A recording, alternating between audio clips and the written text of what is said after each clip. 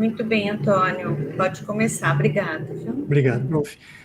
Bom dia a todos e todas. Eu sou o Antônio, sou uma pessoa branca, né, tenho cabelo escuro, barba comprida, estou vestindo uma camisa preta, né, uso óculos também, e estou atrás de um fundo que é a sala da minha casa.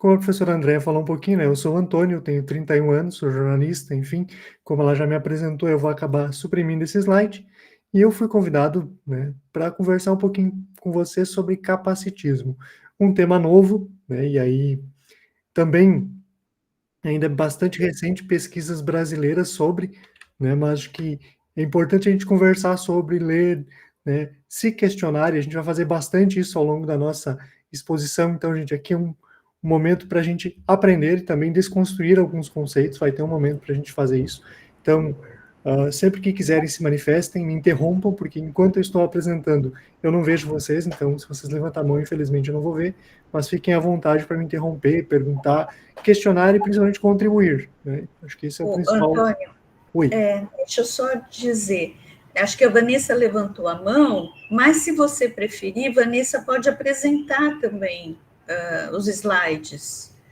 para que você possa. Você que sabe. Pode ser também, acho que é uma boa, porque eu consigo ver. Tá. Esse slide não está passando, por isso que eu tinha levantado a mão. Peraí que eu vou abrir aqui. Se você quiser interromper aí o compartilhamento e a Vanessa coloca o dela, aí você vê todo mundo, né? A gente já pode. Obrigado, Vanessa.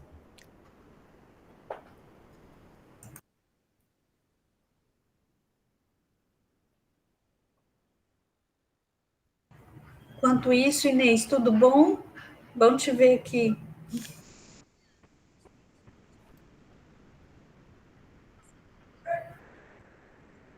Está sem som.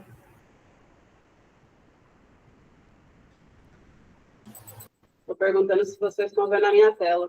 Sim, estamos vendo. Bom dia a todos, é um prazer estar aqui, tá? Antônio, Andréia, estou feliz de estar aqui com vocês. Obrigada, Inês. Está passando, né? Está passando, pode seguir, por favor.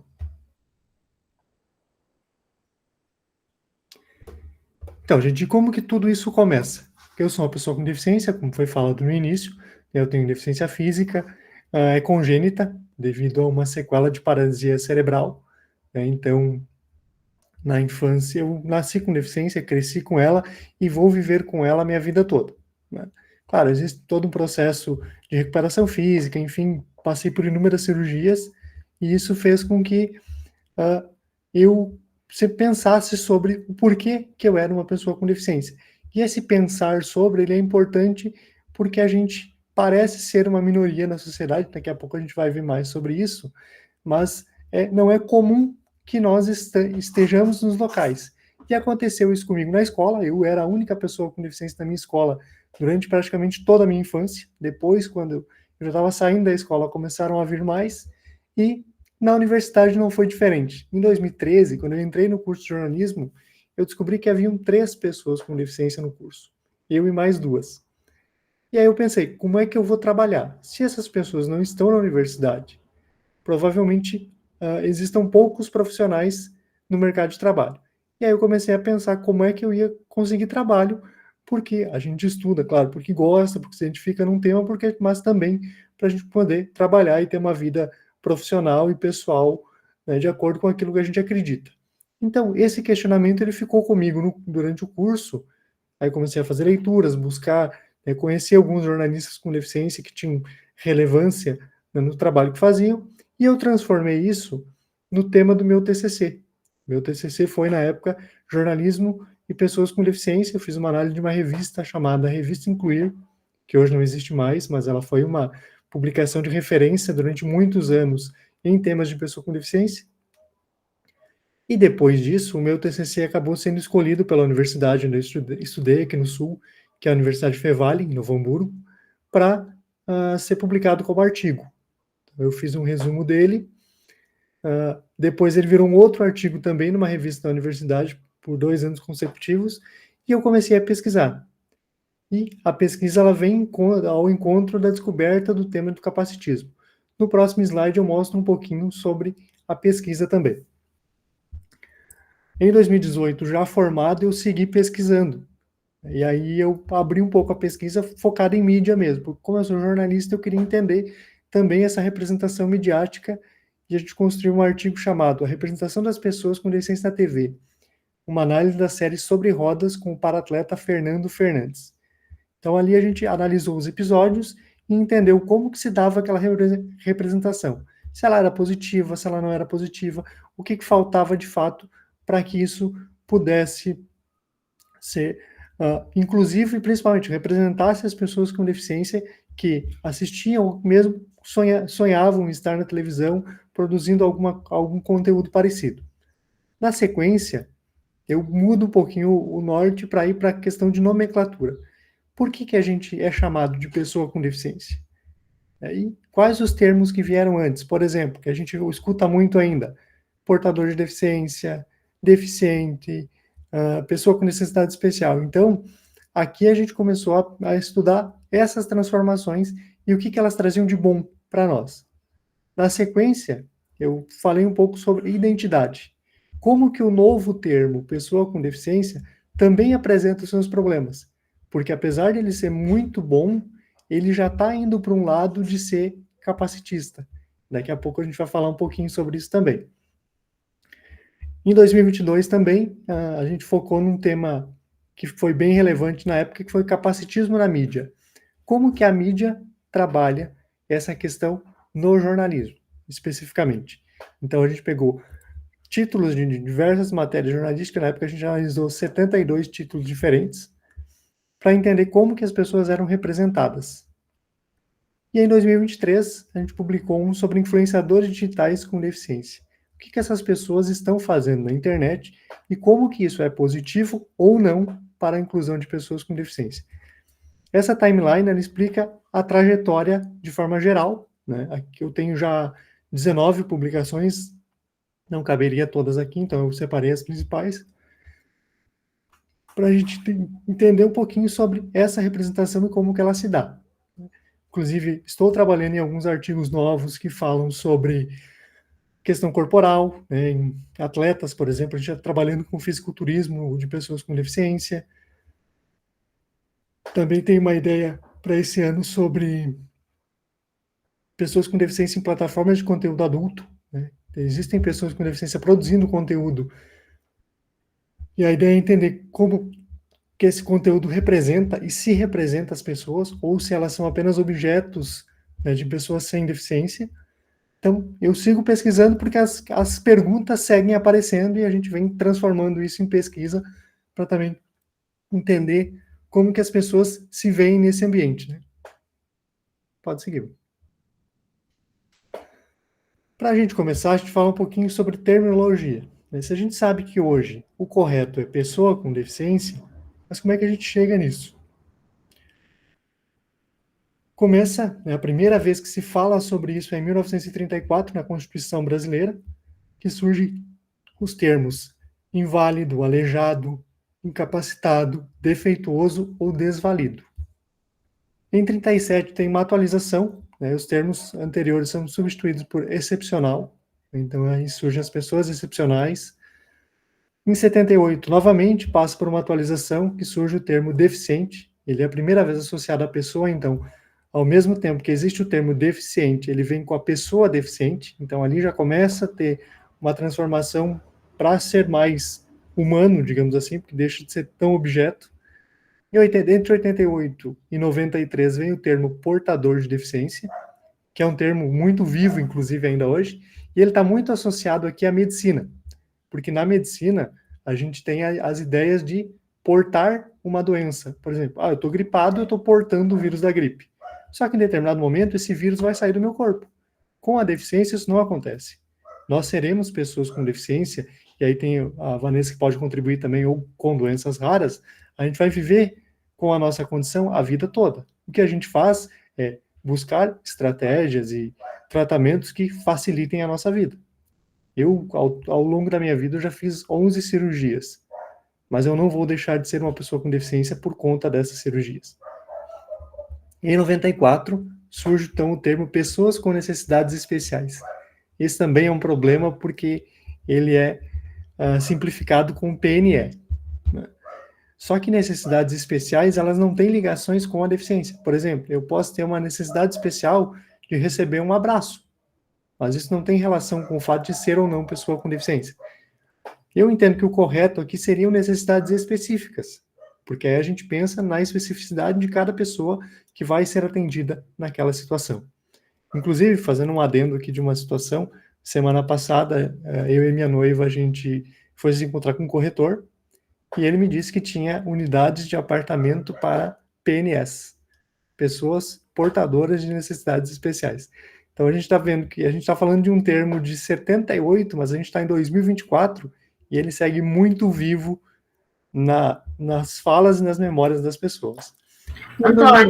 Antônio, desculpa, eu sou Chile, arquiteta. Você está falando do PNE, né, que a gente faz projeto de arquitetura, e até hoje, muitos arquitetos que às vezes eu converso, me mandam alguma coisa relacionada à acessibilidade, eles não sabem que a gente não usa mais PNE. Quer dizer, a pessoa nem vai lá olhar a norma 9050, alguma informação, que isso já se alterou há muito tempo atrás. A semana passada mesmo eu falei, então, a gente não usa mais esse termo.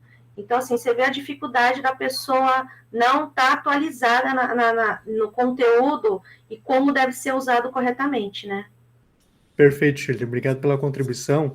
E é bem isso que tu colocaste mesmo. Primeiro, que os cursos de arquitetura, o pouco que eles falam sobre adaptações para pessoas com deficiência é ensinar a fazer uma rampa no ângulo mais ou menos certo, tá? E é mais ou menos porque eu já vi conteúdos de amigos que são arquitetos e é muito pouca coisa mesmo. Sobre a atualização, infelizmente, o que acontece?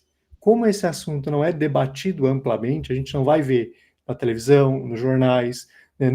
Talvez nunca vamos falar disso no Jornal Nacional, por exemplo, a não ser que aconteça uma tragédia, as pessoas não sabem, ou às vezes negligenciam porque ninguém cobra, né?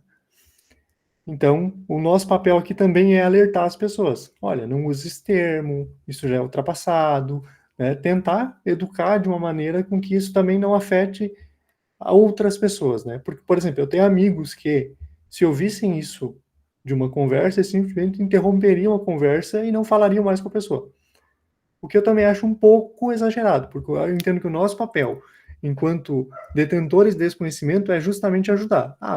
Tá errado, vamos corrigir, vamos tentar fazer certo para que isso não aconteça com outras pessoas. Então, eu faço de uma forma bem assim, vamos dizer, eu falo assim, olha, me desculpe, mas você precisa não usar mais esse termo, porque esse termo não é mais usado. Então, eu tenho que falar de uma forma que não fica agressiva e que a pessoa não sinta que ela não tem essa informação, entendeu? Porque o arquiteto, você deve conhecer vários, ele se ofende, né? Achando que você está falando que ele está errado. Então, eu tenho que falar de uma forma muito, assim, delicada, né? Perfeito, é isso mesmo. Qual que seria, então, a dificuldade que atravessa esses profissionais, né? Porque eles vivem a estudar normas e técnicas para exemplificar e tornar real esses projetos, né? E para eles se atualizarem, né, em coisas que não são mínimas, né? Tanto é que quando a gente vê nas escolas algumas rampas, elas ultrapassam, né, o limite da acessibilidade, né? Então, Douglas, essa é uma questão que é bem difícil da gente responder, porque existe a informação, existe o estudo sobre isso, mas eu não sei como que isso chega para as pessoas. Porque a gente sabe que existe porque a gente procura, né? Dificilmente a gente ia saber sobre a NBR 9050 se a gente não procurasse ela, e não fosse tentar entender ela. Então, talvez seja uma falha dos cursos, das pessoas também que não se atualizam, e também uma falha de informação, porque essa informação não chega nas pessoas. E aí a gente poderia discutir, poderia estar sendo discutido num canal de televisão? Poderia se buscar outras maneiras, tipo um evento como a gente está fazendo agora, com os cursos, também. Existem várias possibilidades, mas aí depende muito de quem coordena isso e do interesse para isso também, né? Então, desculpa te falar, mas é que é uma área que eu faço laudo de acessibilidade, projeto de acessibilidade, e eu vejo que existe, assim, uma falta de respeito entre a gente fazer o projeto dentro da norma, você faz todo o projeto executivo dentro da norma, e se o arquiteto que é especialista em acessibilidade não está ali acompanhando, eles sempre dão um jeitinho de fazer a rampa e todos os outros itens diferentes. Então, não existe esse respeito em achar que realmente isso é uma coisa séria. Então, a gente acaba sofrendo muito com isso, entendeu? De projeto e execução. Ele não falou nada sobre o bloco, não? Que a gente pediu? Estava na... Agatha, seu microfone está ligado. Obrigada. Só para dizer que eu acho que o que o Antônio está falando não se refere especificamente à arquitetura, né?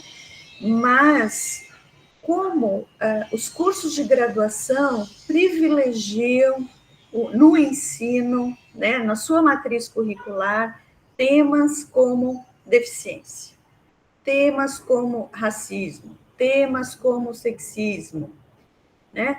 Então, acho que nos cursos de graduação, de forma geral, isso ainda é muito incipiente, esse conteúdo pouco aparece, né? Exceto alguns cursos específicos, como da saúde, de terapia ocupacional, fisioterapia, não é? Que lidam muito com esta população. Mas se a gente for ver nos cursos de graduação de pedagogia também, muito pouco a gente estuda sobre deficiência, não é? Então, acho que não é um privilégio da arquitetura ou da engenharia, não é? Mas como é que esse conteúdo ele está inserido, como ele está inserido e se ele está inserido nos cursos de graduação. E aí, Antônio, eu acho que só pontuando que eu acho que as mudanças virão, né, quando isso estiver muito mais orgânico nos conteúdos de formação de futuros profissionais. Claro que a mídia ajuda muito nesse sentido, né? Uma mídia mais responsável, que saiba do que está falando, que a gente não vê que isso acontece, não é? A gente vê muitas informações equivocadas circulando, mas que eu acho que futuros profissionais devem ter em seus cursos de graduação esse conteúdo, e assim como na pós-graduação também, na formação continuada, não é? Então, desculpe interromper, mas pode continuar. Perfeito, prof. Essa é a análise mesmo. Eu dei o exemplo do corretor, mas existem exemplos em todas as áreas. Porque justamente a gente não discute o tema deficiência com a amplitude que ele precisa. Né? Então, vai acontecer na arquitetura, na saúde, na educação, enfim, em todas as áreas a gente tem exemplos que acabam, né, mostrando que isso é principalmente falta de informação e de uma informação adequada, que chegue nas pessoas e que faça sentido para elas, né?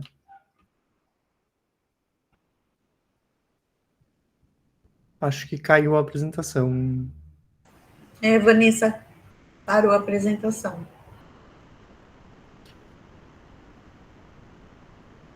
Eu não fiz nada, mas a minha internet piscou. Mas ela tá aparecendo aqui para mim ainda, só tá numa telinha menor. Talvez se vocês clicarem para fixar, para mim ainda aparece aqui.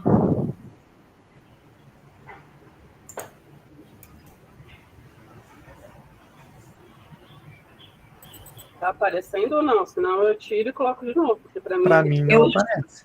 Eu acho melhor você tirar e colocar de novo, por favor.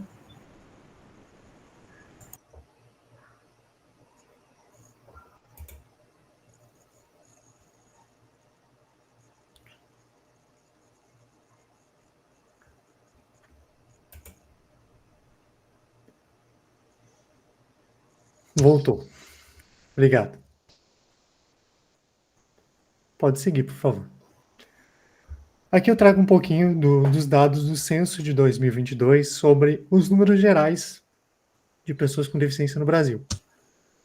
A maioria são mulheres, 58,2%, enquanto 41,8% são homens. E quando a gente olha para a raça, eu trouxe esses dois recortes especificamente, porque senão ficaria muito longo, mas vocês podem aprofundar isso nos dados do PNAD. Tem um PDF que eles fizeram bem completo, com bastante informações importantes com os dados. Né? E aqui, quando a gente olha para a raça, então, 32,1% são brancos, 35,1% são pretos e 32,8% são pardos. Aqui é importante a gente destacar também que essa é a nomenclatura usada, né, pelo próprio IBGE, então eu apenas trouxe ela de volta aqui como a título de exemplo. E no próximo slide a gente vê um pouquinho também sobre a distribuição desses dados no Brasil. Por exemplo, na região Nordeste, que tem a maior percentual de pessoas com deficiência, com 10,3%, aí o Sul, 8,8%, o Sudeste, 8,2%, Centro-Oeste, 8,6% e Norte, 8,4%. Essa é a distribuição por região, né, que a gente consegue também entender dados socioeconômicos, como que cada região lida com isso, né, por que numa região é maior, por que outra não é. É possível aprofundar isso quando a gente olha os dados completos que o IBGE disponibiliza. E também é importante a gente olhar para esse censo, inclusive porque para mim ele tem um problema sério. Porque a gente perdeu uma informação importante que tinha no censo de 2010. No censo de 2010, o que ele trazia? A descrição mais fiel da deficiência. Por exemplo, deficiência física, deficiência auditiva, deficiência intelectual, enfim. Os tipos de deficiência eles eram melhores definidos. No censo de 2022, o que aconteceu? A pergunta foi, você tem dificuldade para enxergar? Você tem dificuldade para andar? Então, essa pergunta ela é muito genérica. Por quê? Porque dificuldade e deficiência são conceitos diferentes. Começa por aí. Dificuldade é uma situação que muitas vezes eu consigo superá-la. Por exemplo, eu tenho dificuldade em aprender inglês. Eu contrato um professor, faço aulas particulares, crio uma estratégia, eu aprendo inglês. Quando eu penso em deficiência, é outra questão. A gente falou sobre isso agora há pouco. Por mais que eu busque tratamentos, né, estratégias, eu serei uma pessoa com deficiência sempre.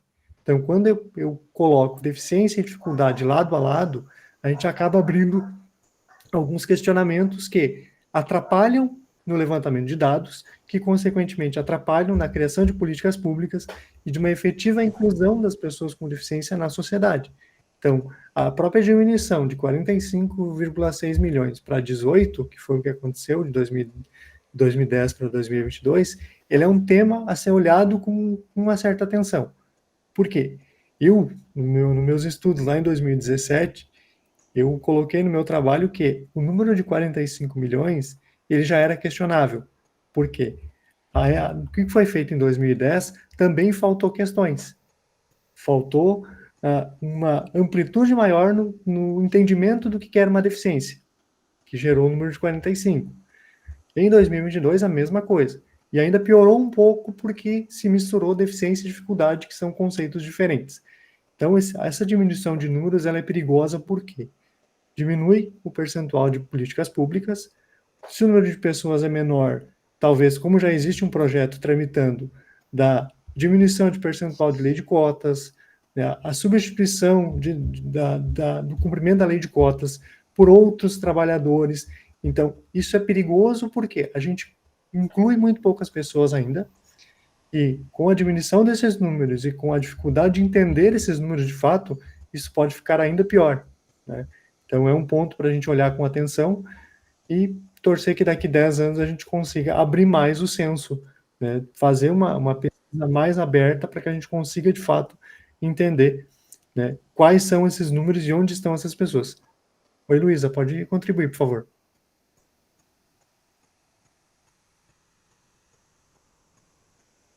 Teu microfone está desligado.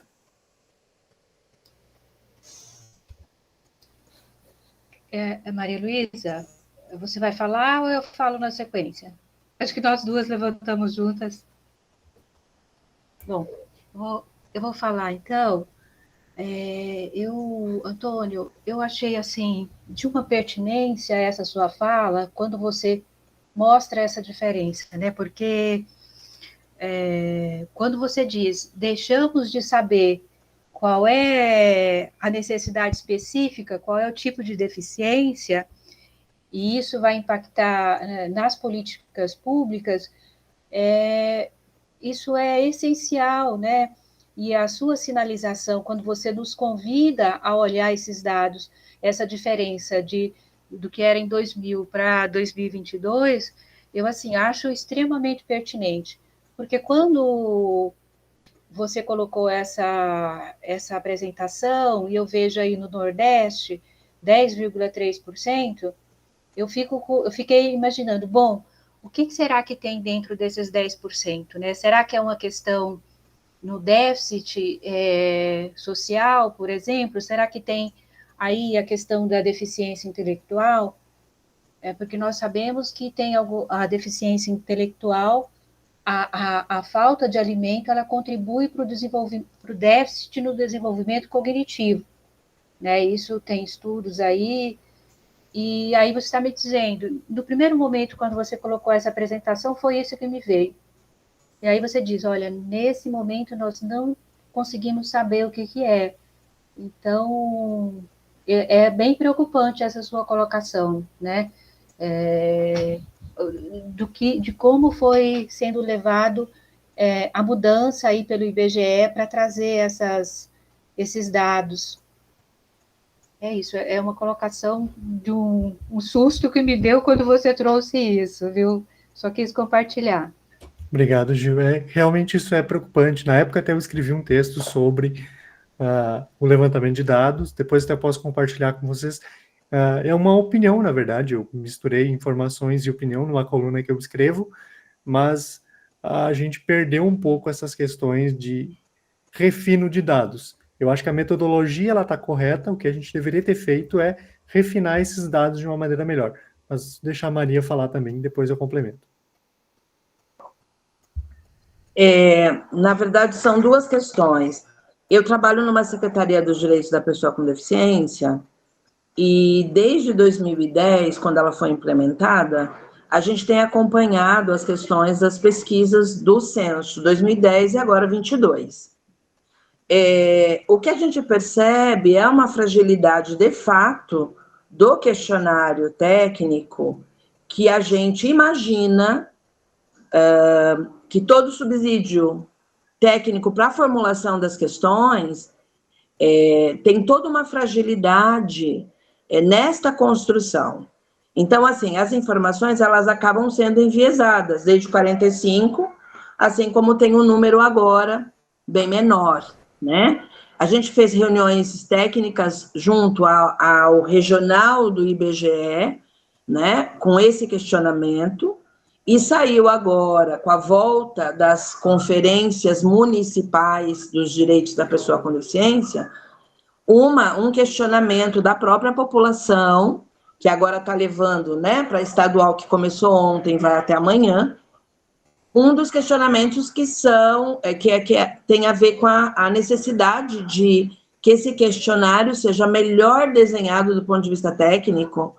Primeiro porque ele questiona, obviamente, o que é falado por uma população que muitas vezes não consegue ter clareza quando se pergunta, alguém na sua casa enxerga mal? E aí, assim, veja, enxerga mal, eu, Maria Luísa, enxergo mal, né? Mas eu não estou dentro dos critérios legais para pessoa com deficiência visual, que até então é o número maior, né, de população quando você vai estudar. Então, não só a questão do relato da pessoa, mas os crivos e as orientações junto aos recenseadores, com um questionário mais voltado à área técnica, tende, de fato, a mostrar o que é de panorama do Brasil, né? Que é o que você disse, todas as políticas de atendimento vão beber água nos dados do censo, né? E se esses dados já saem enviesados pela própria coleta, né, o questionário, fica bastante complicado a gente, de fato, ter um retrato fiel, não é, da população com deficiência no Brasil. Perfeito, Maria. Acho que esse é o ponto que a gente precisa pensar e questionar sobre, né, porque o que eu sempre defendi, tá? Eu acho que a gente precisaria fazer um censo de diversidade no Brasil, para entender, de fato, quem somos e onde estamos. Aprofundar questões de pessoas com deficiência, pessoas com doenças raras, pessoas da comunidade LGBTQIAP+, por exemplo. Quantas dessas pessoas são pessoas com deficiência? Quantas dessas pessoas são negras? Né? Quantas dessas pessoas são indígenas? A gente não sabe disso. E isso impacta diretamente, tanto em políticas públicas, quanto em relatos que a gente vê todo dia na mídia de violência, negação de direitos, oportunidades básicas que as pessoas acabam não tendo. Por quê? Primeiro, talvez a gente não esteja preparado para lidar com isso, e aí eu trabalhei nos últimos 3 anos da minha carreira profissional com isso. Muitas vezes não sabia como lidar com essas situações. Então, como que a gente faz isso? Com informação. E a informação ela precisa ser o mais fiel possível. E como que se faz isso?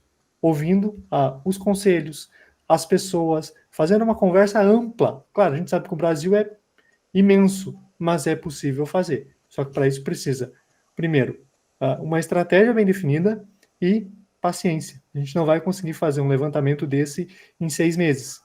Né? Então, é preciso fazer um trabalho a longo prazo visando, primeiro, identificar quem são esses públicos e depois trabalhar políticas específicas para cada um deles, para que todo mundo tenha alimentação, saúde, segurança, que são as coisas básicas para a gente conseguir ter uma vida social digna. Né?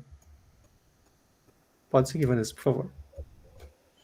Desculpa, só interromper de novo. Professor Antônio, não saiu dados voltados ao transtorno do espectro autista, que aqui neste grupo tem um número grande de pesquisadores nessa área. Você não vai ter essa informação no censo. Passados, na verdade, 10 anos da lei do TEA, ele não subiu, né, no questionário do IBGE, por exemplo.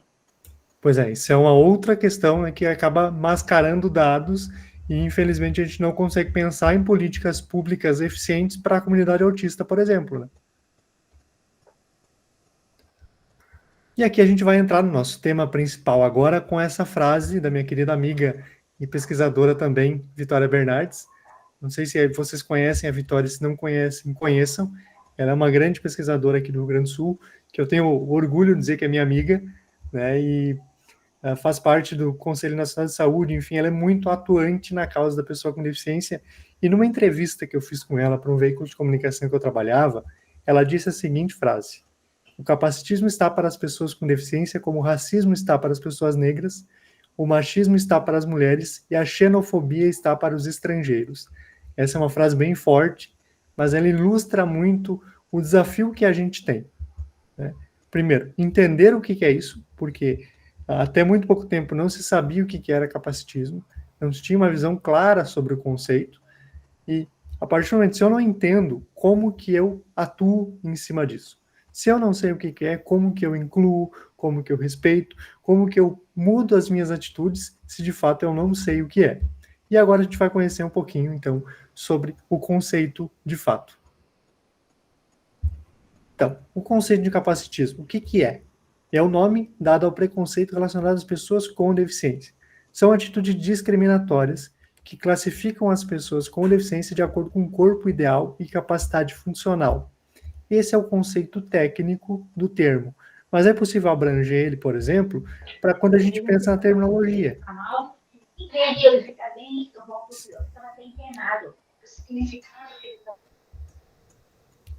Se eu ainda chamo uma pessoa com deficiência de portador de deficiência, por exemplo, isso pode ser considerado um tipo de capacitismo. Por quê? Porque, de novo, estamos classificando aquela pessoa de acordo com a característica que ela tem. Então, o capacitismo ele é muito amplo justamente por isso. Por quê? Ele vai focar na questão corporal e na capacidade funcional. Mas, ao redor disso, tem o âmbito social. Como que eu represento essas pessoas no meu ambiente, por exemplo. Né?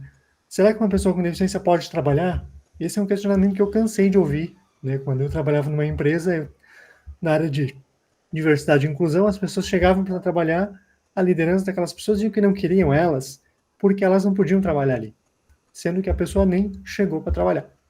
Então, como que eu vou simplesmente dizer que alguém não pode fazer alguma coisa, se sequer eu dei a oportunidade para essa pessoa fazer isso? Então, é o tamanho do desafio que a gente tem enquanto se pensa em capacitismo.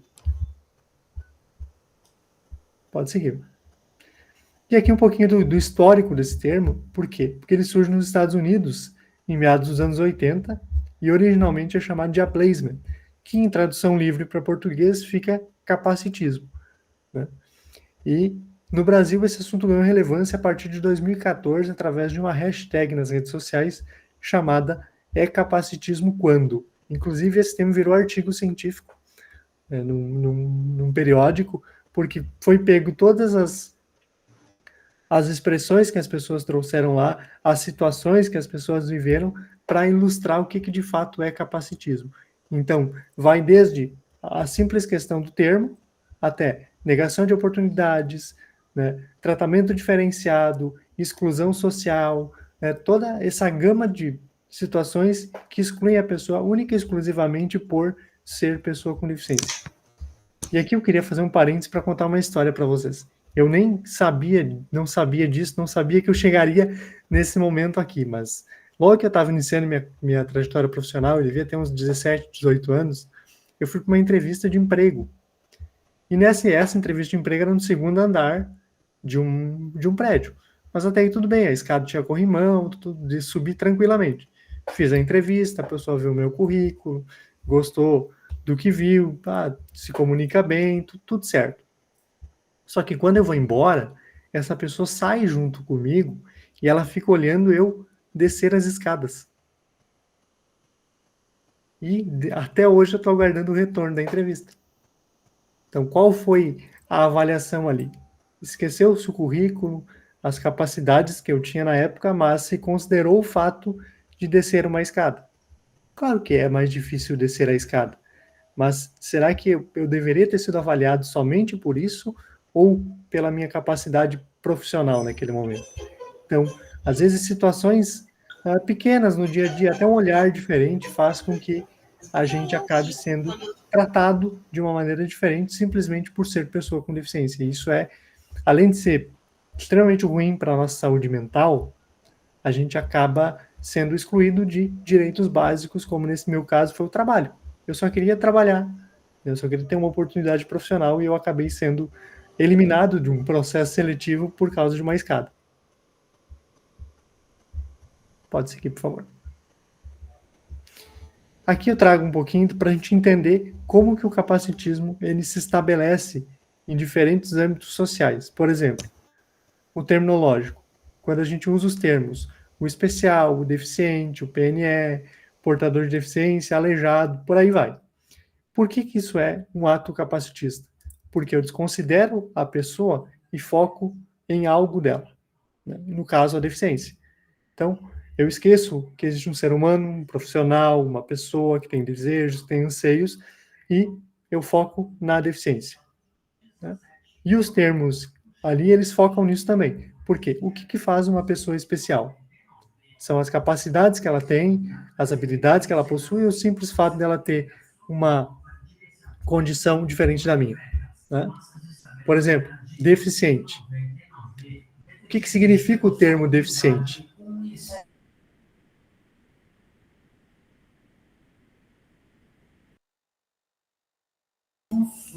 Fechou meu microfone do nada aqui. Já volto. O que significa o termo deficiente? São duas palavras.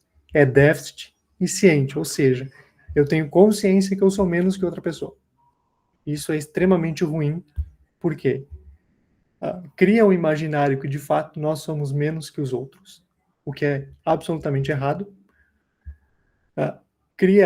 Alimenta a ideia de que as pessoas são diferentes umas das outras, né? E faz com que a gente seja excluído de uma maneira tão sutil que a gente nem perceba, né? Então, a construção da palavra, ela acaba fazendo com que isso se naturalize. Por isso que ele ainda é tão forte nos dias de hoje. O PNE é a mesma coisa, a gente falou de necessidades especiais. Poderia ser necessidades específicas, eu acho que seria mais inclusivo. Portador de deficiência a gente também abriu. E o aleijado, que é muito menos comum, mas recentemente eu ouvi uma pessoa usar esse termo numa conversa aleatória, assim. Quando a gente olha para o lado social, né? Aqui eu separei duas atividades em questão, mas poderiam ser qualquer outras. Exclusão de atividades culturais e sociais, por exemplo. E aí a gente pode pensar, quantos shows a gente vê hoje em dia com acessibilidade para todas as pessoas. Porque quando a gente fala de acessibilidade, é para todo mundo. A gente vê ações isoladas para alguns grupos, mas outros grupos acabam sendo excluídos. Então, quantas vezes a gente, por exemplo, não vai a algum lugar porque sabe que aquele lugar não tem acessibilidade? E aí vem um questionamento, muitas vezes, quando se fala de acessibilidade arquitetônica. Mas as pessoas não vêm aqui, por que eu vou investir em acessibilidade? Sim, mas não vêm aqui porque não é acessível. Se fosse acessível, elas iriam. Esse é o meu contraponto quando eu escuto isso, por exemplo. Aspecto emocional, que pega bastante a questão de saúde mental de pessoas com deficiência. Desconsiderar a opinião e o desejo das pessoas com deficiência. Né?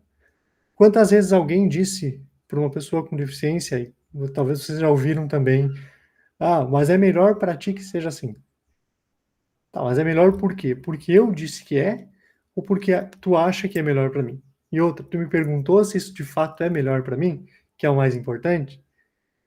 Eu passei por várias situações assim já, e hoje em dia é menor, né? Eu também me expresso mais quando isso acontece, mas tem acontecido cada vez menos. Mas é muito comum que as pessoas deduzam que a gente precisa de alguma coisa. E isso acaba sendo uma maneira de alimentar aquela ideia de classificação corporal que dá origem ao capacitismo para as pessoas com deficiência. E o econômico? Aqui é um tema bem polêmico, porque a gente vê bastante empresas fazendo isso. Vaga exclusiva para pessoa com deficiência.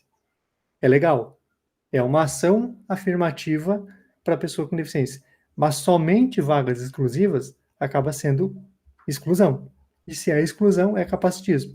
Ou oferecer salários mais baixos, né? A pessoa com deficiência ganha menos fazendo a mesma função, mas por quê? Muitas vezes é porque ela é pessoa com deficiência. Isso não fica explícito na fala dos gestores, até porque seria crime se fizessem isso, mas isso acontece muito com pessoas. Eu vivi uma situação assim. Eu trabalhava num determinado local, o salário não era ruim, só que eu trabalhava por 3 pessoas. E como que eu descobri isso? Quando eu saí desse local. Porque para me substituir foram contratadas 3 pessoas. E no período que eu fiquei lá, em nenhum momento se pensou em vamos aumentar o salário dele já que ele produz tanto. Eu entrei e saí com o mesmo salário, eu vi 3 pessoas ocuparem o lugar em que eu ocupava sozinho, e essas 3 pessoas com salário maior que o meu. E detalhe, nenhuma delas eram pessoas com deficiência. Então, mesmo que isso não seja colocado de uma maneira explícita, isso fica explícito quando a gente começa a observar o dia a dia. Francine, levantou a mão? Isso. Oi, eu sou fonoaudióloga do trabalho, né? Então, eu trabalho com trabalhadores. E, assim, pegando várias falas de vocês, eu vou lembrando de algumas situações do dia a dia, né? Então, quando vem um trabalhador com deficiência auditiva e com muito medo de ser enquadrado como PCD numa empresa, e os PCDs que chegam para mim, né? Deficientes auditivos que são contratados justamente para essas vagas. E aí, conversando com eles, eu fico, assim, horrorizada, e quando eu preciso me posicionar com os gestores, muito mais, porque eles são excluídos, como são deficientes auditivos, eles falam Libras, ninguém mais fala Libras, então eles ficam, né, lá no cantinho deles, fazem o serviço deles e vai embora. E eu fico, tá, gente, e eles não interagem com os outros, ninguém interage com eles, e eles adoram, né? Porque o que acontece? Eles ganham pilha de tarefa para fazer, acabam a pilha, vão embora. Para o gestor, no caso, né? Isso super funciona. Eu fico, tá, é a parte social. Ele é um ser humano, ele está em comunidade. Que comunidade que ele está? Ele não está numa comunidade surda onde ele se sente bem, está numa comunidade de ouvintes que ninguém fala com ele. Então, são coisas assim que eu fico... E aí? Então a gente vai contratar um outro PCD. Eu falei, tá bom, então vocês vão fazer uma comunidade surda dentro da empresa de vocês. É isso que vocês estão pensando em fazer. E nada é visto. E aí o medo do deficiente auditivo, né, de uma pessoa que é exposto a algum risco ocupacional, se tornou, né, adquiriu uma perda auditiva e se tornou um deficiente auditivo, é esse. Onde ele vai ser enquadrado agora? Se ele agora ele não pode mais executar a função que ele executava há 20 anos, porque agora ele tem uma deficiência auditiva. O medo de ser, né, demitido, o medo de ser realocado, o medo de... E aí, como é que a gente acessa isso? E eu fico... As pessoas não enxergam, eu fico cada vez mais assim... Vocês estão excluindo as pessoas, elas são pessoas. Eu tenho um primo que ele é deficiente visual. Ele nasceu, acho que, pelo que eu entendi até hoje, que a minha tia também não tem muito conhecimento, ele nasceu com visão, e na hora de ficar prematuro, não protegeram, hoje em dia teria uma cirurgia de reversão. Mas, enfim, às vezes eu vou colocar ele no transporte, eu busco ele no transporte, assim, as pessoas ficam, nossa, tadinho, que horror. Eu fico, gente, Que horror, por quê? Ele é super inteligente, ele é jornalista também, ele fez faculdade, ele tem ele é radialista, então ele tem um programa de futebol, e as pessoas ficam morrendo de pena, e ficam, gente, pena do quê? Ele é super capacitado, ele só não... Aqui, tudo bem, né? Tudo bem. Mas de resto, ele é super... Ele anda, ele vai, ele viaja, ele faz tudo, e as pessoas ficam sempre naquela questão da imagem, né? Então, quando que a imagem é uma luta... Então, eu tô assim, minha cabeça tá... Porque, né, eu não tenho deficiência alguma, mas a convivência com eles me deixa assim... A convivência de ouvir, de ver o que vocês passam, né? E o que eu posso fazer? Eu fico assim... Então, Francine, essa tua fala, ela vai muito ao encontro de situações que eu vivi nos últimos anos, e eu interrompi isso porque estava me fazendo mal. Por quê? Por mais que a gente tenha toda a estrutura para atender uma pessoa com deficiência no mercado de trabalho, por exemplo, se as pessoas que estão lá não quiserem, não acontece. Isso é fato, as pessoas precisam querer. Eu já vivi os dois lados. Ter uma superestrutura capaz de acolher as pessoas e a liderança não querer, e quando não tem nenhuma estrutura e as pessoas fazem de tudo para dar certo. E às vezes a segunda opção ela é muito mais fácil de trabalhar do que a primeira. Porque quando você não quer, não acontece. Pode ter a melhor pessoa, o melhor profissional, a melhor ferramenta de acessibilidade. Se você não quiser, não acontece. E aí vai muito ao encontro também da preparação desses gestores. Eu ministrei um treinamento de liderança inclusiva justamente para isso. Para quê? Para que eles entendessem que a deficiência é uma característica. Ela não é a pessoa. A pessoa tem a característica da deficiência no corpo dela, vai ter um impacto, isso é natural, mas não é só isso. Existe um ser humano ali. Então, eu preciso tratar bem, eu preciso dar oportunidade, eu preciso ouvir essa pessoa quando ela quiser falar, e eu preciso me preparar para receber e atender essa pessoa. E aí, quando a gente fala sobre isso, a gente fala de que precisamos, cada um de nós, saber que não sabemos tudo e não vamos saber.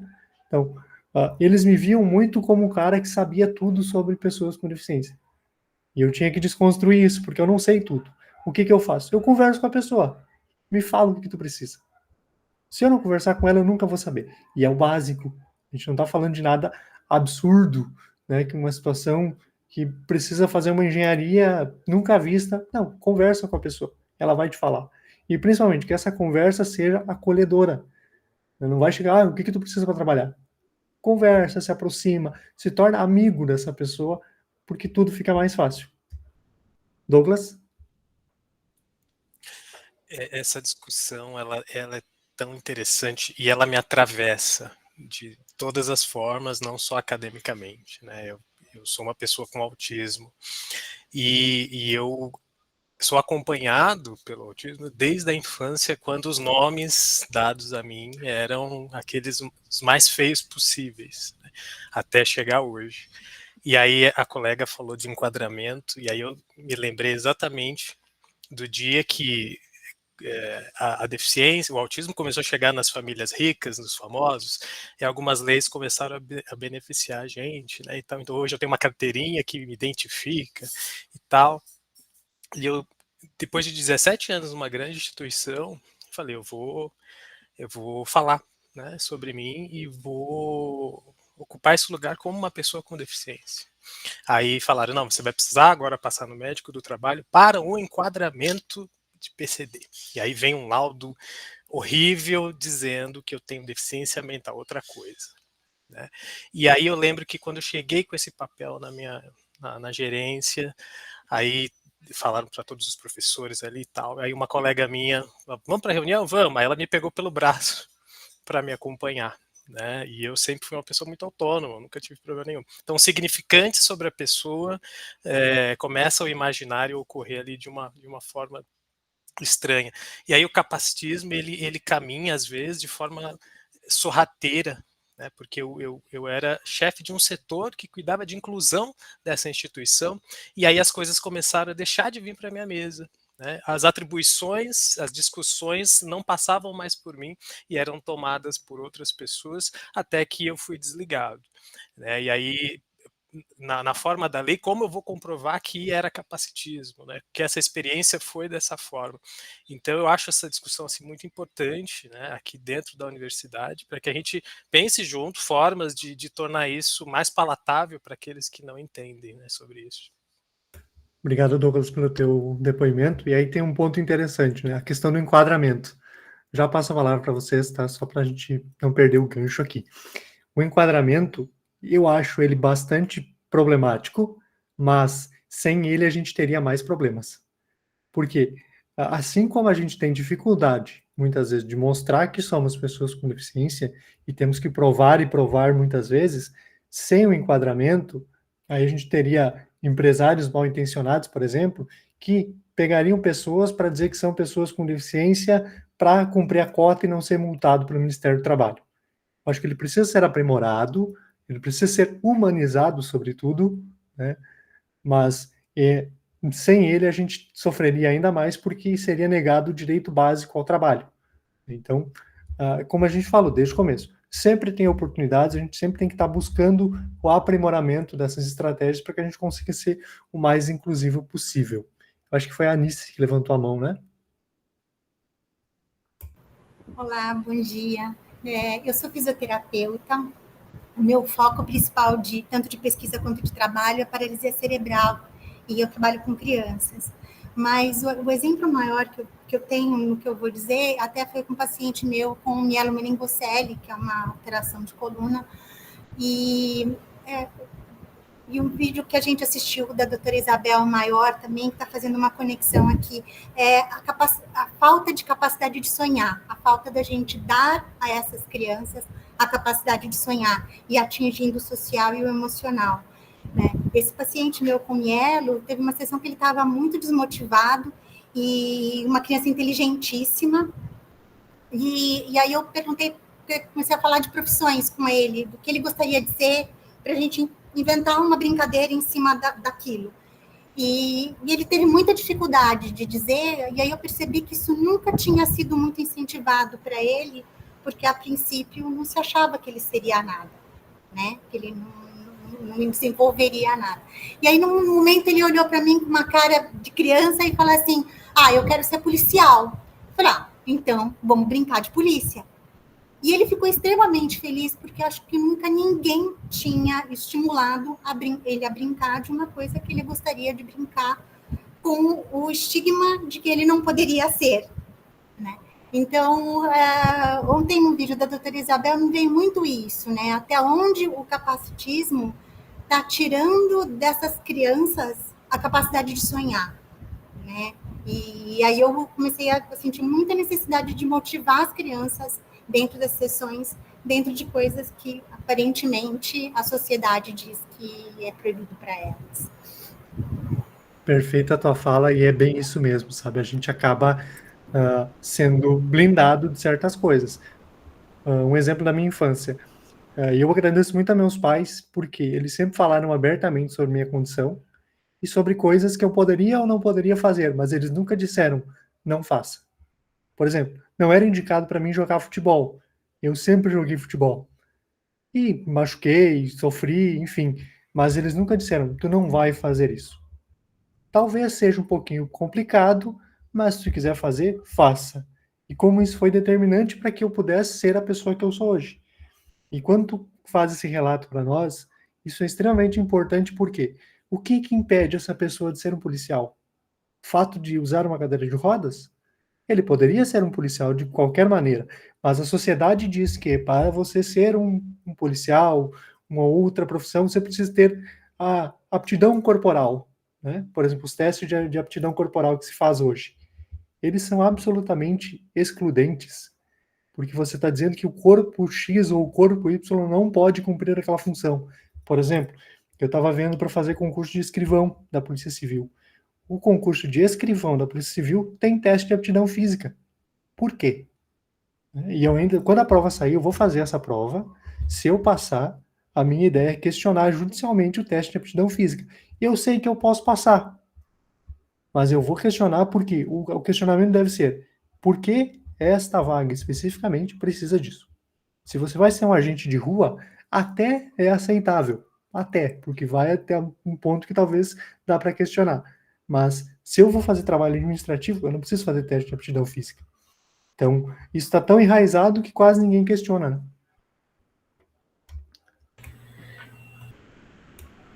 Shirley, acho que foi que levantou.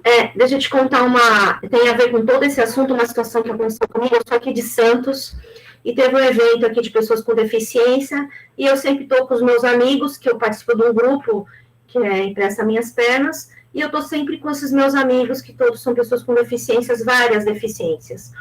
E aí o pessoal se juntou, a gente estava umas 10 pessoas, a gente foi, vamos tomar uma cerveja no quiosque?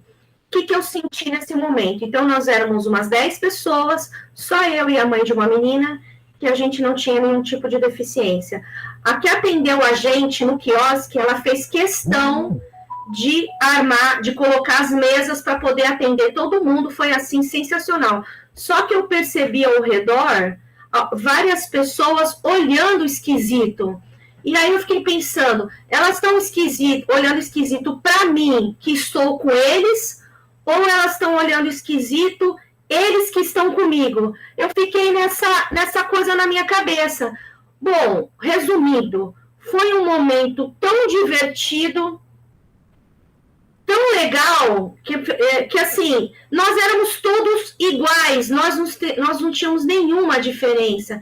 Inclusive, tinha um rapaz que ele é dançarino, e que ele só mexe um membro, ele dança com todo mundo lá na onde ele faz dança.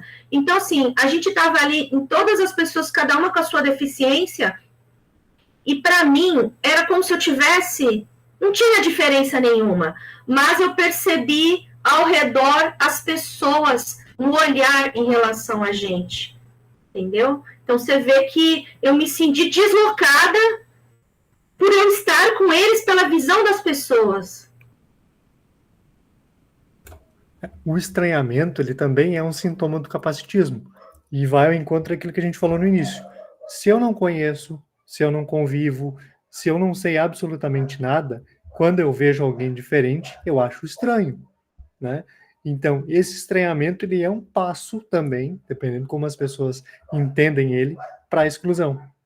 Se é muito diferente de mim, eu não quero perto. E aí eu não quero perto da minha vida pessoal, da minha vida profissional, muitas vezes da vida amorosa, e é uma série de situações que acaba deixando as pessoas em segundo plano, né? Ilka, por favor. Bom dia, pessoal. Só para complementar aqui, né, com as reflexões, a minha vivência é muito forte em escola, né, em âmbito escolar. Já fui dona de escola, enfim. E aí o que eu vejo muito, e no vídeo também, né, da Isabel foi falado isso, essa questão da educação inclusiva. A gente está falando do mercado de trabalho, o que acontece, né, todas essas diferenças que fazem, mas isso aí começa lá na base, né? Eu vejo isso como diretora e como mãe, eu já falei, né, eu tenho um filho de 16 anos, ele é autista com deficiência intelectual, e é complicado a escola. Hoje ele está no ensino médio, por exemplo, e aí você fala de ter um apoio, alguma coisa, não dá, o Estado não tem, estou procurando. E escolas que ele já passou, também em outras situações, e que aí eles querem pegar uma mediadora que coloque num canto da sala para apoiar alguma coisa, e não tem nada a ver com o que está acontecendo na aula, por exemplo. O pessoal está falando lá sobre o planeta, dá uma folhinha para ele pintar que tá bom. Mas por quê? Né? E aí acontece dentro, sempre essa coisa, ele não consegue, esse tadinho aí, ele não consegue, ele não sabe, ele não, e vai sempre pondo. E aí, por mais que se fale em educação inclusive, fale um monte de coisa, isso não foi realmente absorvido, né, por todo mundo de uma forma legal. Então, as crianças convivem nisso, a escolaridade inteira da educação básica, vão para a graduação em conta. Aí eu penso que chega nisso, mercado de trabalho que a gente tem hoje. Porque se a gente precisa mudar a mentalidade, eu sempre acredito que é da base, né? Aquilo que a gente fala. E eu já tive sérios problemas na escola com crianças de educação infantil, de mãe bater na minha porta e falar, essa criança que tem esse probleminha está causando problema para o meu filho. Ele sai da escola, sai meu filho. Desse jeito. Então, olha o que as pessoas estão falando e falam na frente de outras crianças. É assim, é um absurdo, né? Essa questão de assim, peraí, né? Como é que a gente pode se organizar? Como é que a gente busca a melhor solução? Mas não é eu tiro daqui e vai para lá como se fosse uma peça e tá tudo bem, né? Então, isso me preocupa muito, né, relacionada a isso que é falado, porque eu converso com diferentes amigas, para concluir aqui. Hoje em dia, eu não sei como é que está assim na região, mas aqui na Praia Grande é um foco, o que pipocou de clínicas, escolas, né, que fala assim, não vou dar nomes, mas várias, para dar assessoria para a escola, e aí eu tive essa experiência, por exemplo, de ir na escola, como é que é o nome? AT, né, atendente terapêutica, para ir lá na escola para acompanhar as crianças. Eu tinha, na época, na escola, umas 10 crianças que tinham AT, de diferentes clínicas. Elas iam na escola, elas sentavam num canto, e eu falei, e aí, faz o quê? A gente só observa. Mas é para quê? Não, é só para ver. Mas não apoia, não conversa, não fala. Não pode, é só para observar. Então, tá bom. Aí você vai na clínica, mas e aí? Como é que a gente pode fazer para ajudar? Não, aí a gente trabalha aqui na clínica. Mas eu falei, ele está na escola, né? Como é que faz isso? Então, eu acredito sim, se a gente também acordar, né? Sinceramente, ressignificar realmente o que é a educação inclusiva, e a gente conseguir, de repente, não é agora que a gente enxerga, mas uns anos isso vai reverberar, né, em graduações, mercado de trabalho, tudo isso, tá bom? Só uma contribuição aqui, um desabafo. São situações bem complexas, né, que a gente acaba presenciando, e aí esse teu relato sobre a escola, ele é muito forte, por quê? Porque muitas vezes o que acontece? Os pais acabam cedendo à pressão e tiram as crianças da escola. E a gente só vai conseguir melhorar a situação da escola se estivermos lá. Se não tem crianças com deficiência na escola, o Estado vai dizer, eu não preciso incluir, porque as pessoas não estão lá. Então, a permanência, por mais dolorosa que possa ser, tanto para a pessoa quanto para a família, ela é necessária para que a gente diga para o Estado, olha, vocês têm que investir aqui. Tem pessoas aqui, tem demanda, a gente precisa dar o direito básico à educação para essas pessoas. Então, é uma discussão muito forte, a gente já viu muitas vezes tentativas, né, de separar crianças com deficiência de crianças sem deficiência. Então, a luta ela é muito forte, ela é muito dolorida muitas vezes, mas ela é essencial. Eu, durante muitos anos na minha vida escolar, fui o único aluno com deficiência na sala. Eu não tinha acessibilidade nenhuma na escola. Então, hoje, nas escolas que eu estudei, já é diferente. Talvez eu dei uma contribuição estando lá, talvez.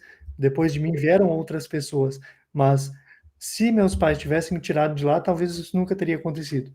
Então, às vezes, estar presente nesses lugares é fundamental para que a gente consiga transformar. Edna? Oi, bom dia, pessoal. Então, eu falando desse lugar, né, da escola, hoje eu vejo que a gente precisa estar lá. Eu sou professora, né, de sala de recursos, e contando um pouco, né, da questão da acessibilidade, no início do ano eu presenciei, né, uma cena de um aluno cadeirante, de uma aluna, chegando na escola, a escola tem a rampa, e essa rampa não está acessível, porque a porta estava fechada no espaço que a criança iria entrar. E assim, eu fui a pessoa que falei, a porta pode ser aberta, porque eu vi lá o familiar tentando levantar a cadeira, quando a escola tem, né, a acessibilidade, só que o funcionário estava ali, e eu acho que dá um certo trabalho abrir uma porta para que, né, o acesso seja permitido. Então, assim,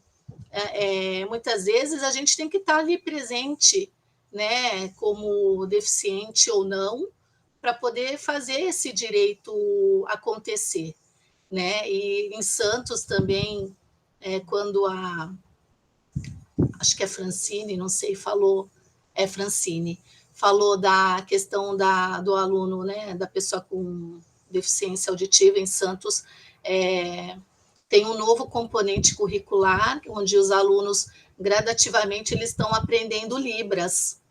E a gente tem um professor que é surdo, né, dentro da escola, participando das reuniões de HTPC junto com a gente.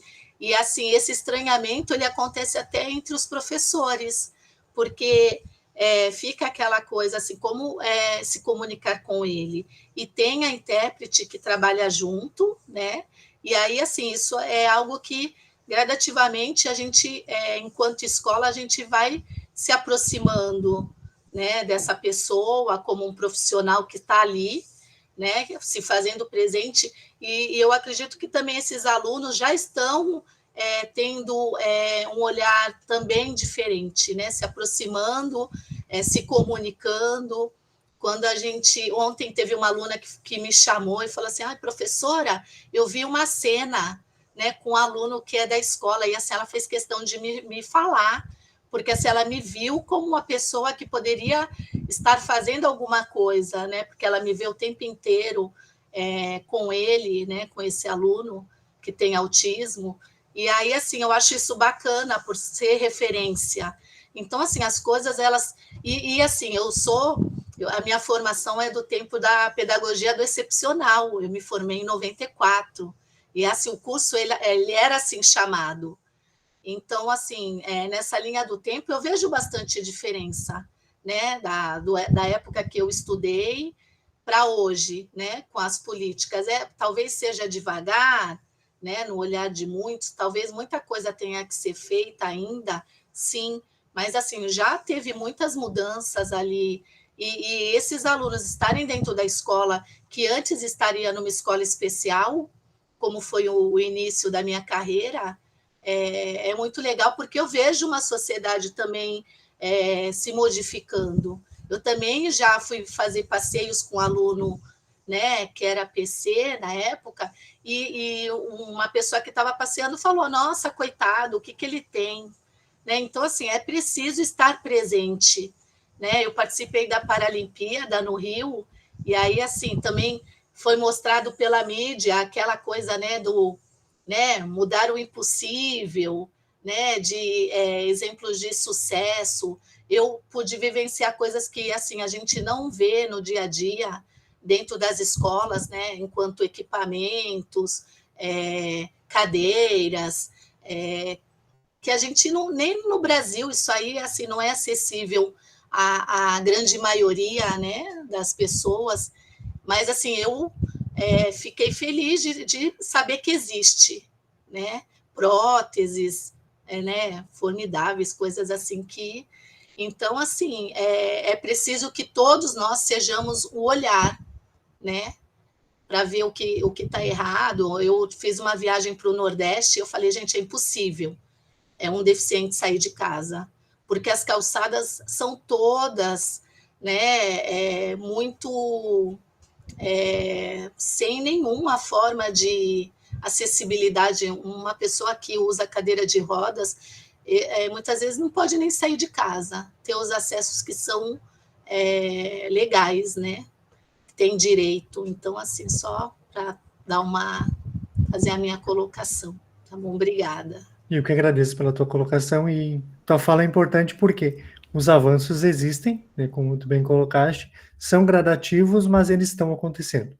Então, há 10 anos atrás, era bem pior do que é hoje.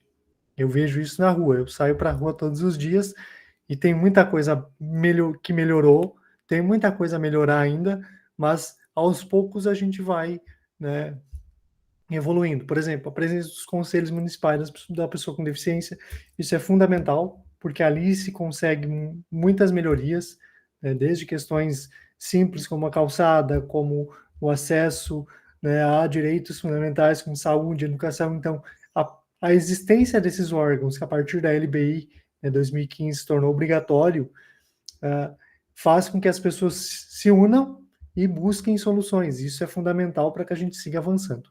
Pode seguir, Vanessa, por favor. Então, a gente já falou várias vezes sobre isso aqui, mas quem nunca pensou dessa forma, né, gente? Coitado dessa pessoa, ou eu jamais conseguiria. A pessoa vê um profissional, às vezes, que não tem os braços trabalhando. Eu jamais conseguiria fazer o que ele faz. Será que ele pode trabalhar? Essas frases, elas são naturais a partir do momento que a gente tem contato a primeira vez com uma situação que a gente nunca vivenciou. Mas se a gente passa a pensar nisso sempre que isso acontece, sempre que eu vejo uma pessoa com deficiência, eu acho que ela é uma coitada, né? Eu duvido da capacidade dela, eu me coloco no lugar dela para dizer como eu não poderia fazer isso, a gente começa a alimentar um capacitismo em nós mesmos. né? Por que que isso acontece? Porque isso está naturalizado. Não, a gente não é capacitista porque a gente escolheu ser. Nós acabamos sendo por conta do âmbito social que a gente vive. As pessoas que nos cercam alimentam essas ideias também. Por quê? No fim das contas, tudo é discurso. Então, toda a discriminação, ela começa com um discurso. Se uma pessoa influente dizer que alguém, por ter uma deficiência, não pode trabalhar, talvez quem se inspire naquela pessoa passe a pensar da mesma maneira. E se essa pessoa tem o poder de dizer se pode ou não pode, talvez ela diga que não pode. Então, o discurso positivo, ele também faz parte desse processo de inclusão e de quebra do capacitismo. Pode seguir, Vanessa, por favor. E aqui a gente entra num ponto bem interessante, que é como que a gente pode se comunicar de forma inclusiva, né? E aí, aqui do lado esquerdo, a gente tem 4 situações que alimentam o imaginário capacitista. Por exemplo, qual é o problema dele, né? Eu costumo dizer que problemas eu tenho vários, e um deles é o salário ser menor que o mês, né? Então, o problema a gente consegue resolver de uma maneira ou outra, mas a minha condição de pessoa com deficiência, ela não é um problema, ela é uma característica que eu tenho. Então, ao invés de a gente perguntar qual é o problema da pessoa, a gente pode pensar ou questionar da maneira correta qual é a característica que essa pessoa tem. Já aconteceu comigo de entrevistar pessoas com deficiência e falar sobre isso. Me conta mais sobre a tua condição, por exemplo. Porque tem pessoas que não gostam de falar sobre deficiência. E tem pessoas que, inclusive, não se reconhecem como pessoa com deficiência. Eu entrevistei um rapaz, usuário de cadeira de rodas. Quando eu toquei no tema pessoa com deficiência, ele disse sim, mas é que eu não sou pessoa com deficiência. E aí o que a gente diz para ele? Não dá para dizer não, tu é. A gente tem que entender o porquê que ele não se reconhece. Então, a forma com que a gente aborda, ela é fundamental para o processo de inclusão ou não dessa pessoa. Por exemplo, a segunda frase: portadores de deficiência não têm a mesma capacidade de aprender que as pessoas normais. Essa frase tem diversos problemas e eu também já ouvi ela em alguns momentos. Primeiro, o termo é errado, duvida da capacidade da pessoa e classifica as pessoas sem deficiência como pessoas normais, ou seja, eu considero uma pessoa com deficiência como anormal, que é um problema bem sério, inclusive. Então, a gente pode ressignificar isso. Por exemplo, eu poderia ter usado que pessoas com deficiência aprendem da mesma forma que pessoas sem deficiência. Por quê? Qual é o embasamento que a pessoa teria para dizer que elas não aprendem? É uma percepção, é um viés que eu tenho sobre isso, ou eu tenho uma maneira de comprovar isso que eu estou dizendo? A outra frase: a pior deficiência é a falta de caráter. A gente vê muito essa frase nas redes sociais, inclusive, né? Só que deficiência e caráter não têm relação.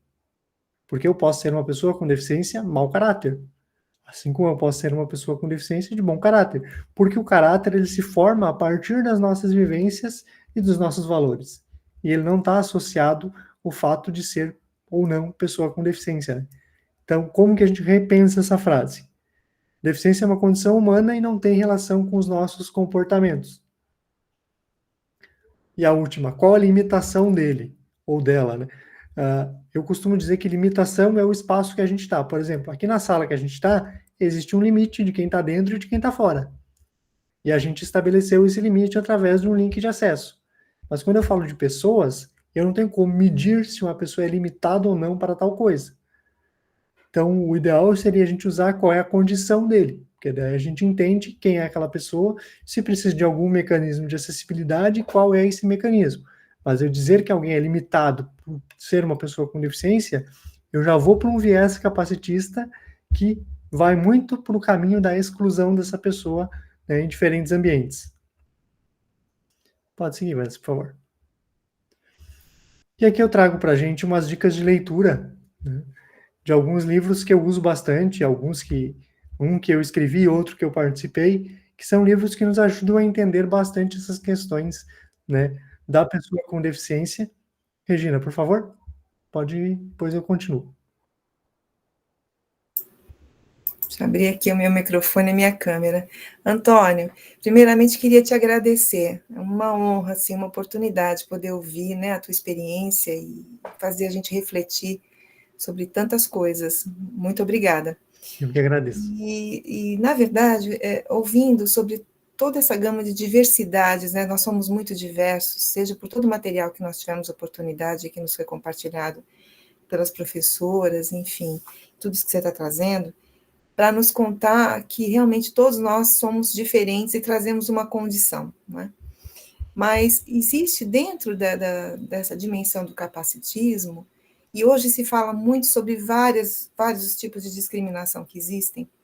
Então, o racismo, enfim, a questão de gênero, a questão da pessoa com deficiência ou condição diferente, mas não se fala numa outra dimensão que também gera o capacitismo, que é você chegar num determinado grau da sua idade.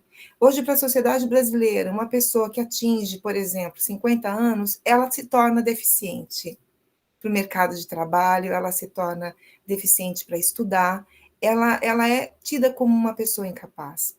Então, acho que dentro desse universo todo de capacitismo, eu incluiria, Antônio, essa questão.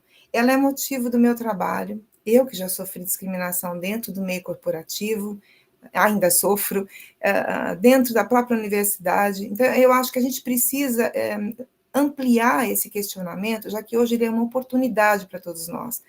Porque você ser condenado também a ser inativo ou incapaz na plenitude da sua capacidade sabe, prender um passarinho na gaiola, né? É não permitir que aquela pessoa tenha ou leve a sua vida na plenitude do seu saber, na plenitude de todas as suas potencialidades, seja ela, tenha ela essa condição física diferenciada ou não, não importa a raça, não importa, é a idade, chega naquela idade, ela é tida como uma pessoa incapaz.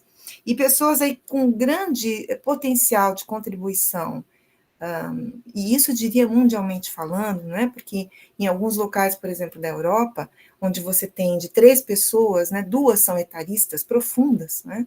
Então, como é que num continente totalmente envelhecido, onde a gente já não encontra profissionais de medicina que queiram lidar com os idosos? Então, a gerontologia dentro das faculdades, e daí surgiu a literatura nesse sentido, já não tem alunos que se interessem, porque eles não gostam de cuidar de gente velha. E pode notar que no Brasil, em todos os aspectos, eu estava ouvindo bastante a Shirley, né, que está na área da arquitetura, e outros colegas falando da questão da escola. Você tem espaço, muitas vezes, para tudo, já se discute tudo, mas o etarismo ele é velado. Ele leva alguém falou sobre enquadramento, existe um enquadramento muito sutil e muito velado quando você já tem idade. Se você aparece ali de cabelo branco, não importa a tua idade, não importa a tua capacidade, você não serve para aquele espaço, você não cabe nele. Então, eu incluiria, Antônio, essa questão do capacitismo, nessa questão do capacitismo, a pessoa ser meio que condenada a não produzir mais, porque ela atingiu um determinado número da sua idade, porque para mim idade é número. Eu que perdi minha avó com 106 anos lúcida, né, atuante, para mim idade é número, né? Então, enfim, queria trazer essa contribuição ao teu rico esclarecimento, né, a essa oportunidade que estamos tendo aqui contigo. Muito obrigada mais uma vez, Antônio. Eu que agradeço, Regina, por ter tocado nesse assunto, e ele é fundamental, por quê? Porque o capacitismo ele se associa com outros preconceitos, assim como os outros preconceitos se associam a ele. O etarismo é uma questão a ser discutida, sim, porque é impossível que alguém diga que uma pessoa com 50 anos ou mais não seja produtiva. Com base em quê? E aí vem muito questões de viés inconscientes, enfim, várias questões que acabam atrapalhando a discussão sadia sobre isso. E se a gente pegar uma situação de uma pessoa com deficiência que tenha mais de 50 anos, né? Ela já vai sofrer 2 preconceitos, capacitismo e etarismo. Se ela for negra, entra o racismo.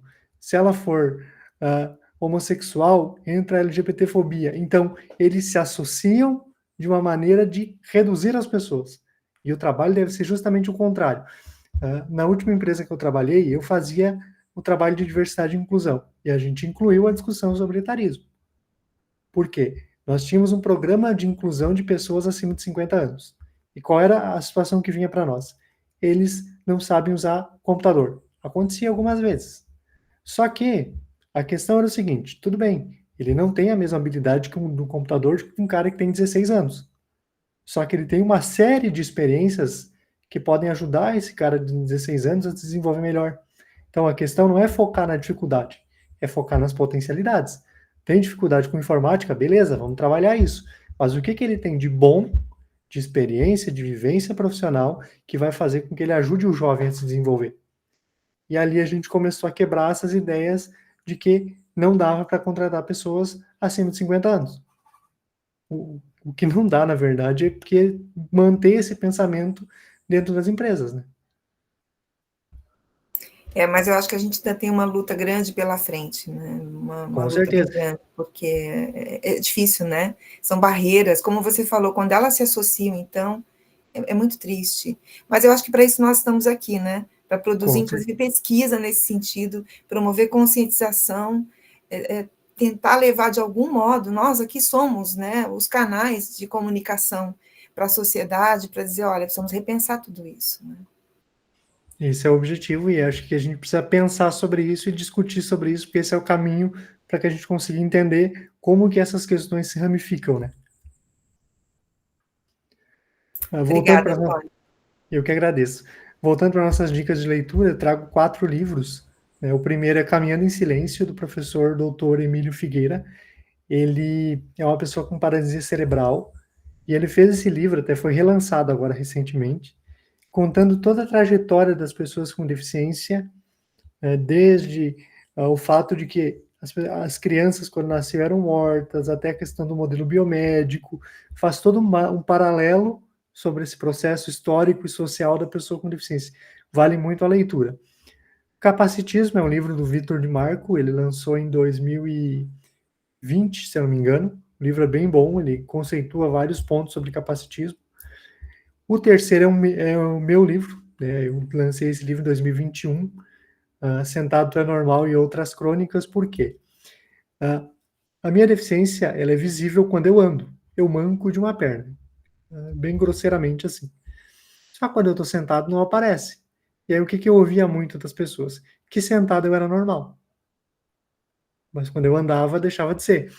Então, eu escrevi um texto sobre isso, inclusive está no livro, e eu reuni nesse livro várias crônicas que eu escrevi em portais que eu trabalhei, ou em situações que me pediram um texto, eu reuni e coloquei nesse livro e fiz um e-book.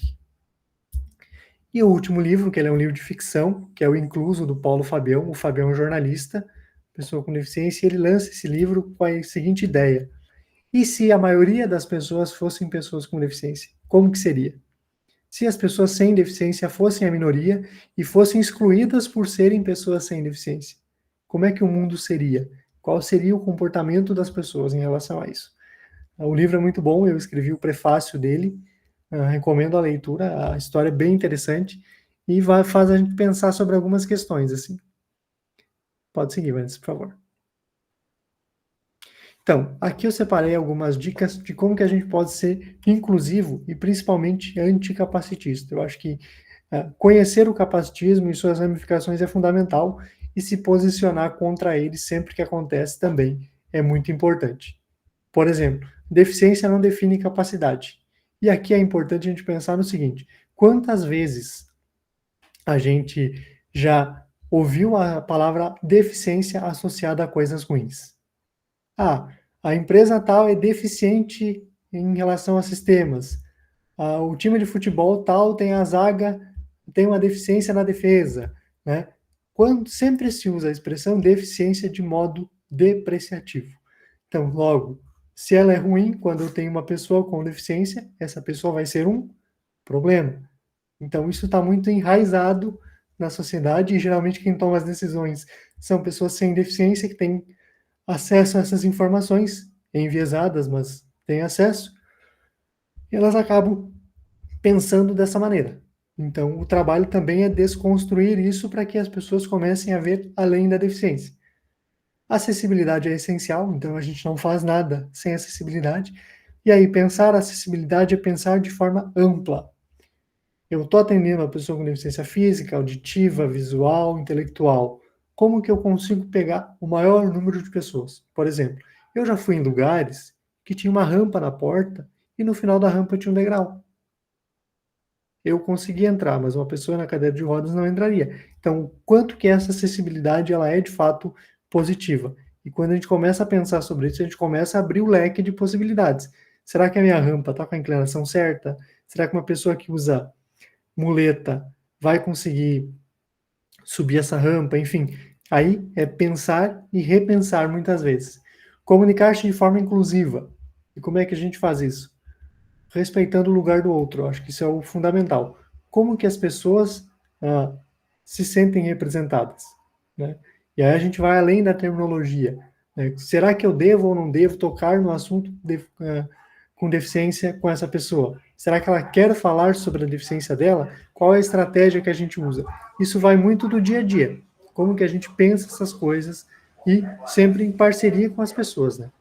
Pode seguir, por favor. Conhecer a diversidade das deficiências, né? Muitas vezes a gente pensa, o fulano tem deficiência física e ele está na cadeira de rodas. Tudo bem, mas tem a pessoa que tem deficiência física como eu, que não usa cadeira de rodas. Tem a pessoa que usa muleta, que usa bengala. Tem o surdo que não tem nenhum grau de audição. Tem o surdo oralizado. Tem a pessoa que usa implante. Enfim, tem uma gama de possibilidades dentro de cada deficiência. E quanto mais a gente conhecer, mais fácil vai ser da gente construir ações inclusivas. Fundamental. Deixe a pessoa se expressar. Eu posso ter uma bagagem teórica muito grande sobre conceitos, ideias, mas se a pessoa não me disser que aquilo faz sentido para ela, não faz sentido nenhum a gente querer dizer, segue esse caminho que vai dar certo. Várias vezes eu me deparei com situações em que eu entrevistei a pessoa, eu ofereci algumas ferramentas para ela, e que não fez nenhum sentido para ela. Ela disse, olha, eu nunca usei, não preciso, eu tenho a minha própria maneira de fazer as coisas. Tudo bem. Se tu consegue fazer, se é assim que eu respeito a tua autonomia, me mostra como tu faz para mim aprender uma outra maneira. Né? E desconstrua os capacitismos e cria um ambiente acolhedor. Aqui, gente, é fundamental que a gente tenha uma questão em mente. Todos nós somos capacitistas em desconstrução. Por quê? Porque nós somos vítimas indiretas do capacitismo, e aí, independente de ser pessoa com deficiência ou não. A gente aprendeu que as pessoas deveriam ser tratadas diferentes. A gente aprendeu a olhar diferente para as pessoas por conta de uma questão de deficiência. Então, qual é o nosso papel aqui? Desconstruir esse viés. Eu também vivi diversas situações em que o capacitismo acabou se manifestando em mim. Por exemplo, a gente fez um processo de inclusão de um colega cego, né, na empresa que eu trabalhava, e o responsável por mostrar a empresa para ele fui eu. Então eu saí, andei com ele, expliquei os ambientes, descrevi os lugares, e quando ele foi almoçar, eu fui com ele para a cozinha, e eu estava tão preocupado em cuidar dele que eu descuidei de mim, e quem sofreu um acidente fui eu. Então, às vezes, a gente acaba esquecendo que a pessoa tem a sua autonomia e tem a sua maneira de fazer as coisas. Então, para mim, isso foi um aprendizado, né? E a vivência ela é muito importante. Conhecer pessoas com deficiência, conviver com pessoas com deficiência, conhecer instituições que trabalham para que a gente consiga, né, abrir o nosso olhar sobre isso, entender mais sobre as pessoas. Pois não, Shirley? Então, você está falando desse negócio da parte do deficiente visual. Não sei se você conhece o Sony, que ele é daquela exposição, que eu esqueci o nome agora, que tem em Santos, que é no escuro. Nossa, esqueci o nome agora da exposição, me deu branco. Bom, enfim, ele contou uma situação, eu já conversei com outros deficientes visual, que principalmente quando ele é atendido num hospital, ou que ele está no quarto de um hospital, a equipe, eles às vezes não tem a formação e não tem o entendimento que o deficiente visual, ele está ali, mas ele sabe fazer tudo sozinho. Então, eles ficam com certos cuidados, ou fica com certas ações que o deficiente visual, ele fica até, às vezes, o Sony falou, fica até bravo, porque eles acham que eles não sabem fazer nada. Eles sabem descer da cama, eles sabem usar o banheiro, então, assim, ele tem autonomia. Então, quando eu fiz um trabalho sobre a parte de atividade hospitalar, eu fiz umas pesquisas em relação a isso. A falta do pessoal da saúde, quando está tratando qualquer pessoa com deficiência, ou qualquer tipo de deficiência, essa falta de formação, né? Que não tem às vezes o gestor, ele não faz esse trabalho com a equipe para poder entender de como eles devem tratar cada tipo de deficiência. Então, já escutei várias reclamações em relação a essa questão. E isso é muito comum, Shirley. Eu acho que dá para a gente acrescentar um ponto. Vai além da formação. Vai muito a questão de o item 2 ali. Deixa a pessoa se expressar. Porque talvez, se a gente for estudar, a gente não vai conseguir pegar toda a gama de possibilidades que podem acontecer. Mas se eu deixar a pessoa falar, ela vai me dizer o que ela pode e o que ela não pode.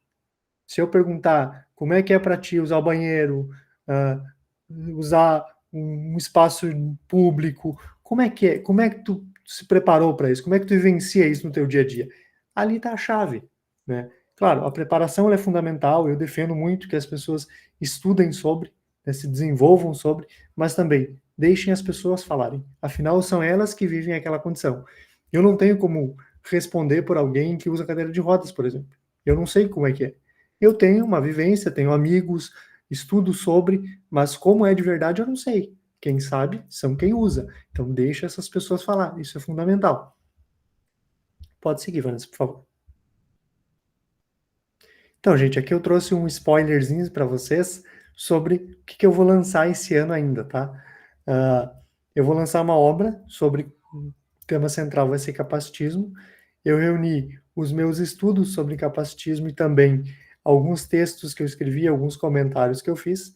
A ideia é que esse livro seja publicado esse ano, porque eu sempre senti falta de literatura sobre.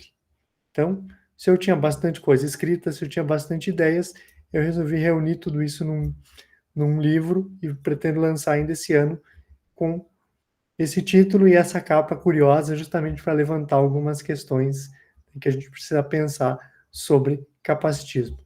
Se vocês quiserem conhecer um pouquinho mais, tem ali o link e o QR Code que vai direto para a página, para vocês conhecerem um pouquinho mais do livro também.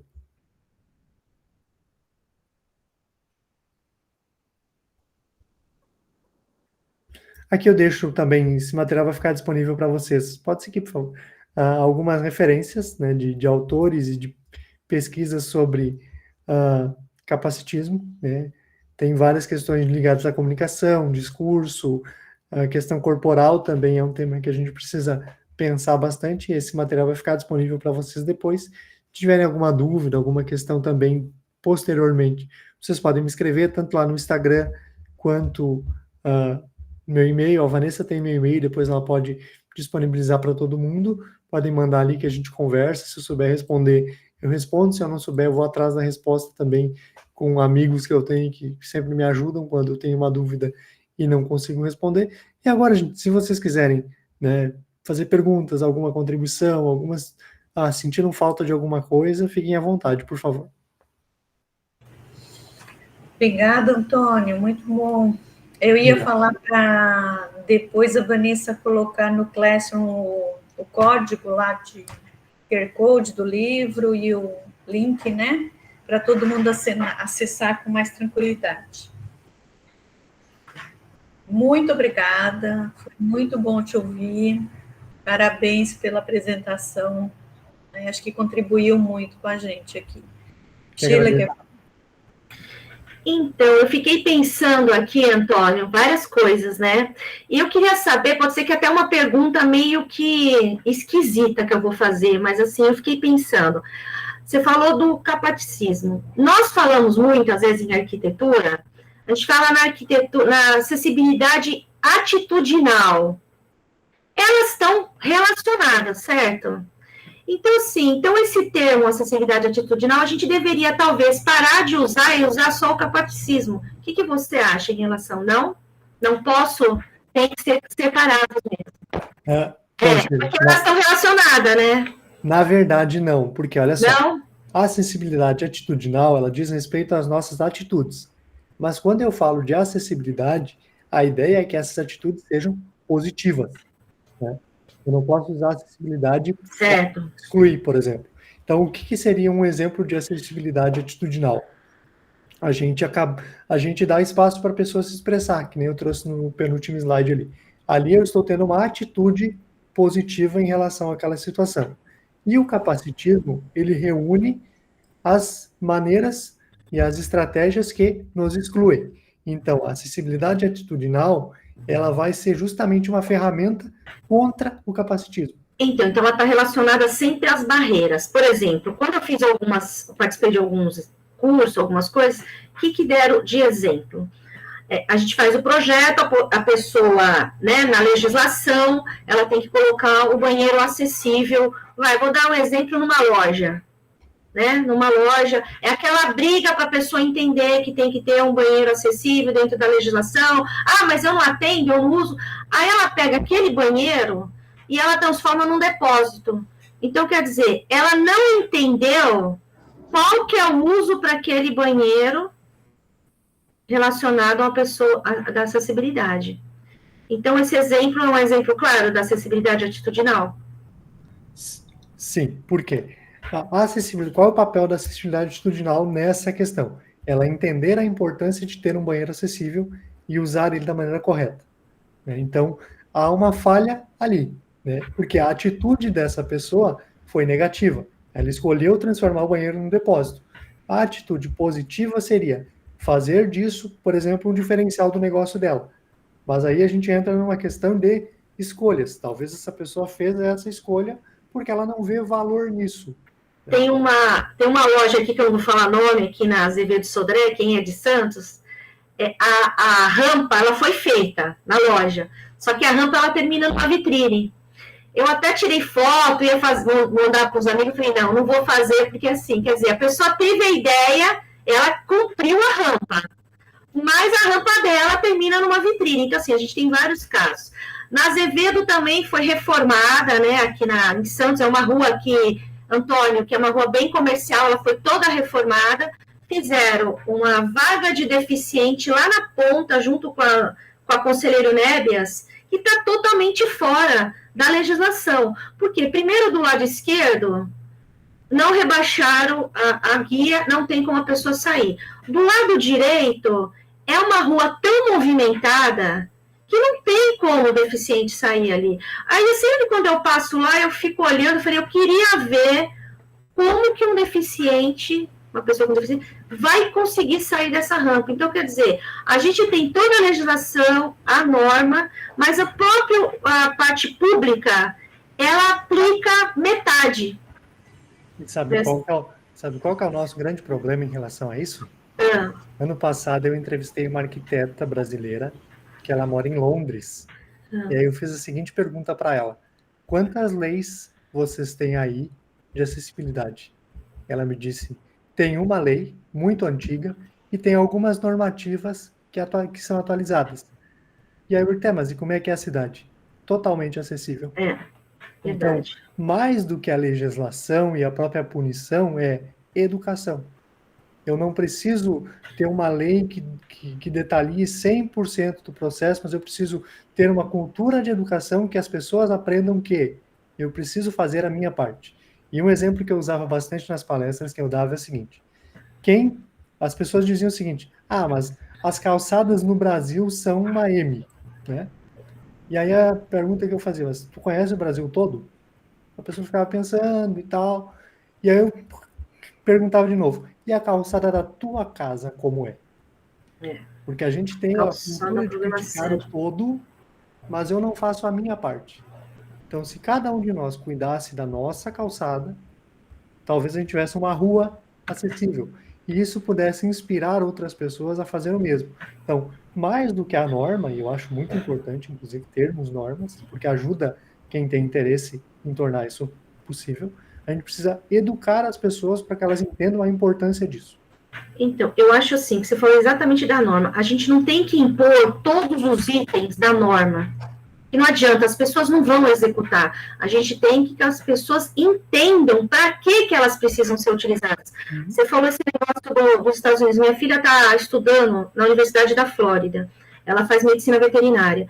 E eu pedi para ela para tirar várias fotos, todos os lugares que ela for, ela prestar atenção na acessibilidade, porque ela vem, ela ouve palestra comigo, ela está sempre junto comigo em relação à acessibilidade. Então, o que ela mandou uma foto? Que todas as portas lá, todas são acessíveis. Do lado direito, na parede, tem um botão que a pessoa com deficiência pode apertar. A porta abre normal.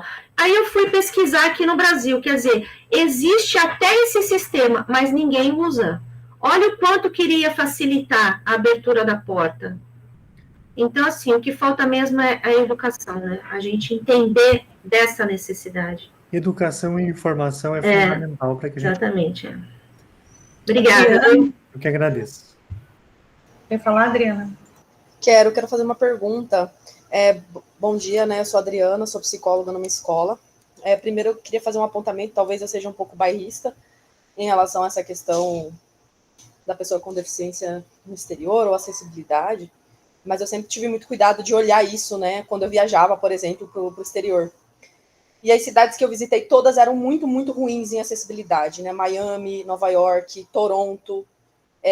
Eu não via isso que eu escuto muito das pessoas que estão fora, né? De aqui é assim que acontece. Né? O que eu vi eram ruas muito sujas, que não dava para eu passar, eu andando passar. Quase nenhum lugar tinha rampa para nada. Então, eu sempre fico um pouco desconfiada desse discurso de que aqui está funcionando. Eu acho que essa questão do capacitismo é um problema mundial. E talvez, óbvio, que tem destaques, né? Eu acho que o Brasil se destaca em algumas coisas, os países bem desenvolvidos com certeza tem mais destaques, mas eu sempre desconfio do discurso de que é muito, muito melhor, né? Sei lá. Mas minha pergunta não era em relação a isso. A minha pergunta era em relação ao conceito de autonomia que você tocou, você falou sobre isso. Eu já tinha lido os textos e vi o vídeo, né? E o pessoal falando sobre a autonomia, de uma mudança desse entendimento da autonomia dos corpos para se entender a deficiência, né? Considerando que a gente não precisa entender que esse corpo é autônomo para reconhecer a ele direitos, né? E aí, até nesse ponto que o vídeo cita a questão da idade, né?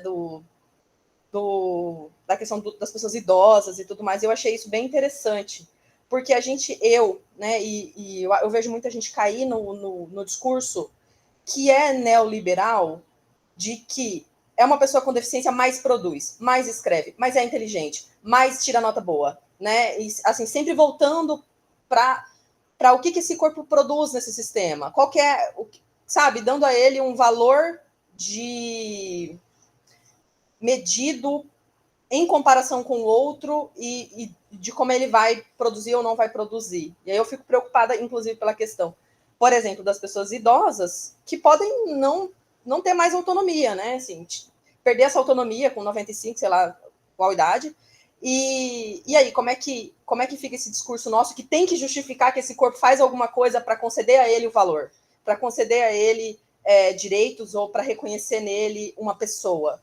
Eu fiquei curiosa sobre esse conceito de autonomia que tá sendo, ou foi, não sei, modificado, e se você pudesse falar um pouco mais sobre essa questão, talvez me indicar alguma leitura, eu agradeceria.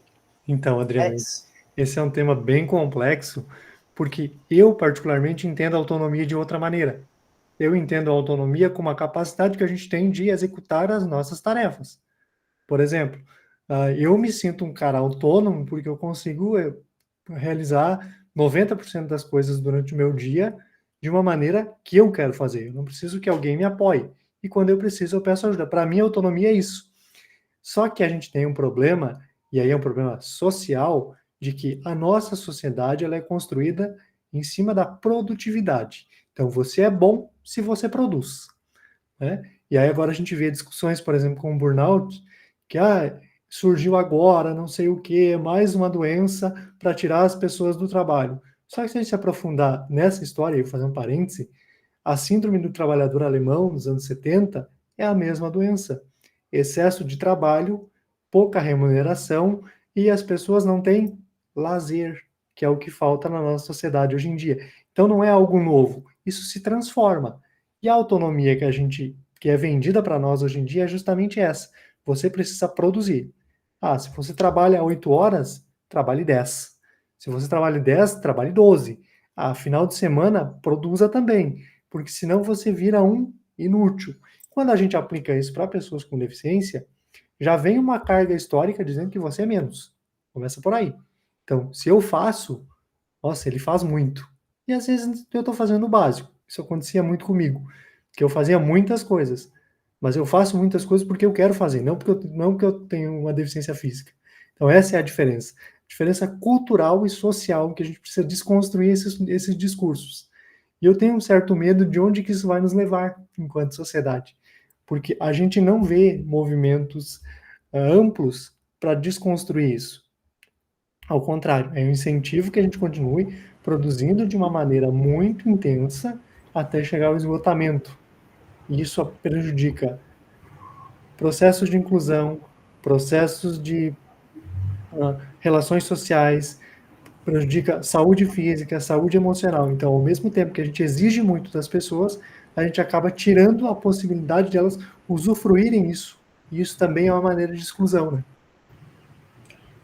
Eu vou só interromper, Bruna, se me permite, só para dizer assim que os conceitos são caros para mim. Então, por exemplo, para mim, autonomia é a capacidade do sujeito de decidir como fazer autonomamente, ele decide, e independência é a capacidade de realizar as atividades de forma independente.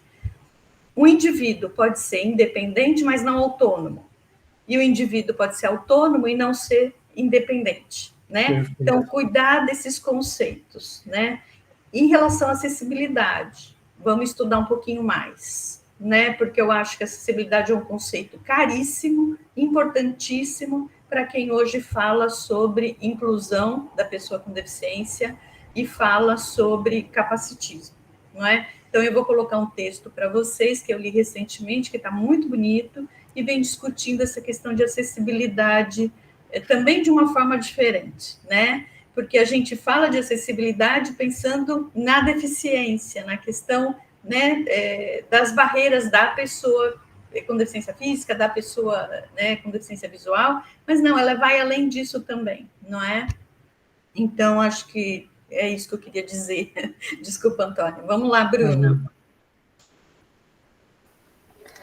Oi, gente. Antônio, muitíssimo obrigada pela aula, pela sua exposição. Eu estou aqui, assim, pensamento a mil, acho que como a Francine colocou, né?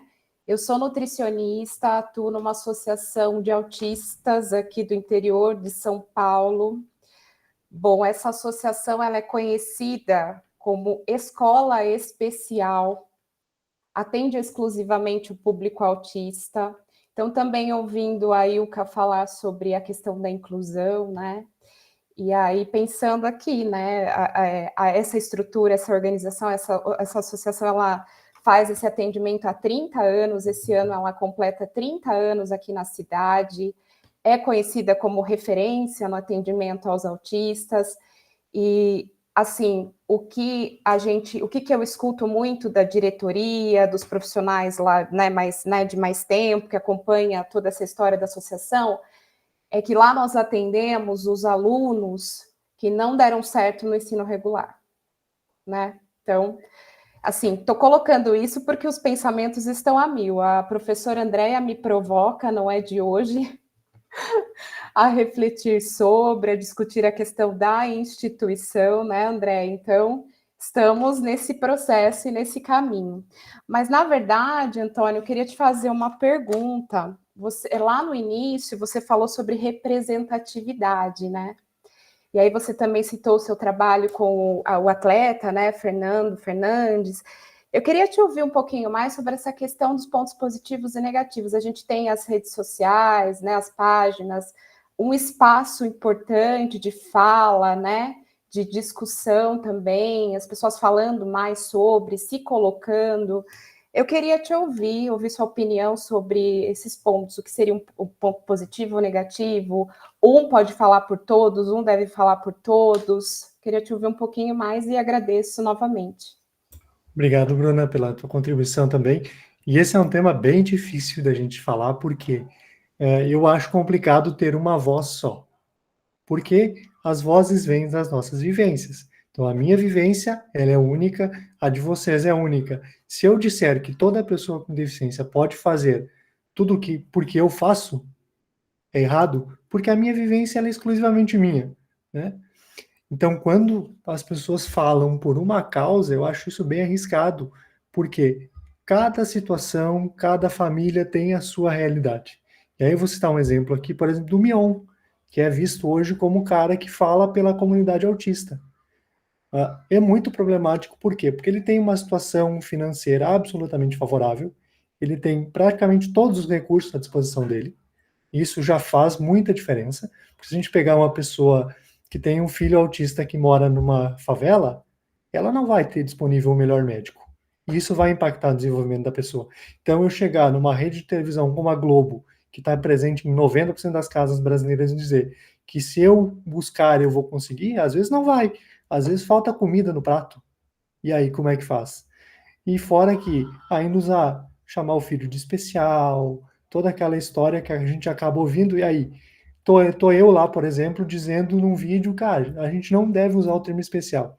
Aí, sábado que vem, vai estar o Mion lá na frente de 150 milhões de brasileiros dizendo que as crianças autistas são especiais. Vale mais a fala de quem?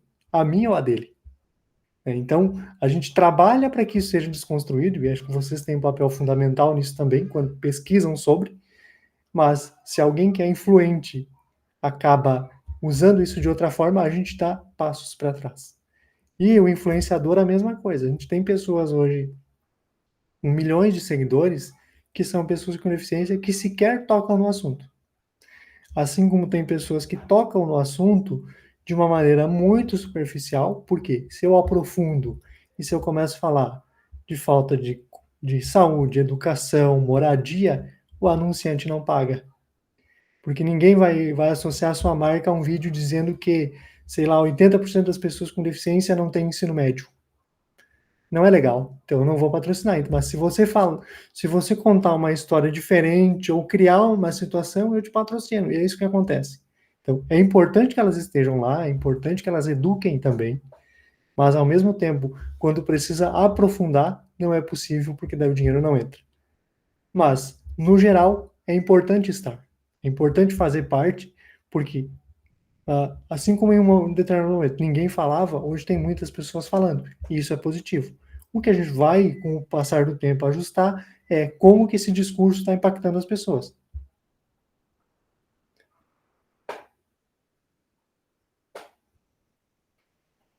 Muito bom, Antônio, muito bom. Parabéns pelo trabalho, parabéns pela experiência, belíssima. E sou sua fã, a partir de hoje. Agradeço o carinho, a oportunidade. Fico à disposição também. E aí, se você puder também, Antônio, esses artigos, ou alguns dos artigos que você publicou, que você acha importante, que a gente tenha conhecimento, compartilhar com a gente, pode passar para a Vanessa e a gente coloca no Classroom, tá bom? Muito obrigada por parar de gravar agora, e a gente te manda a gravação. Perfeito, então. Muito obrigado. Eu vou mandar para a Vanessa depois o link. Eu tenho todo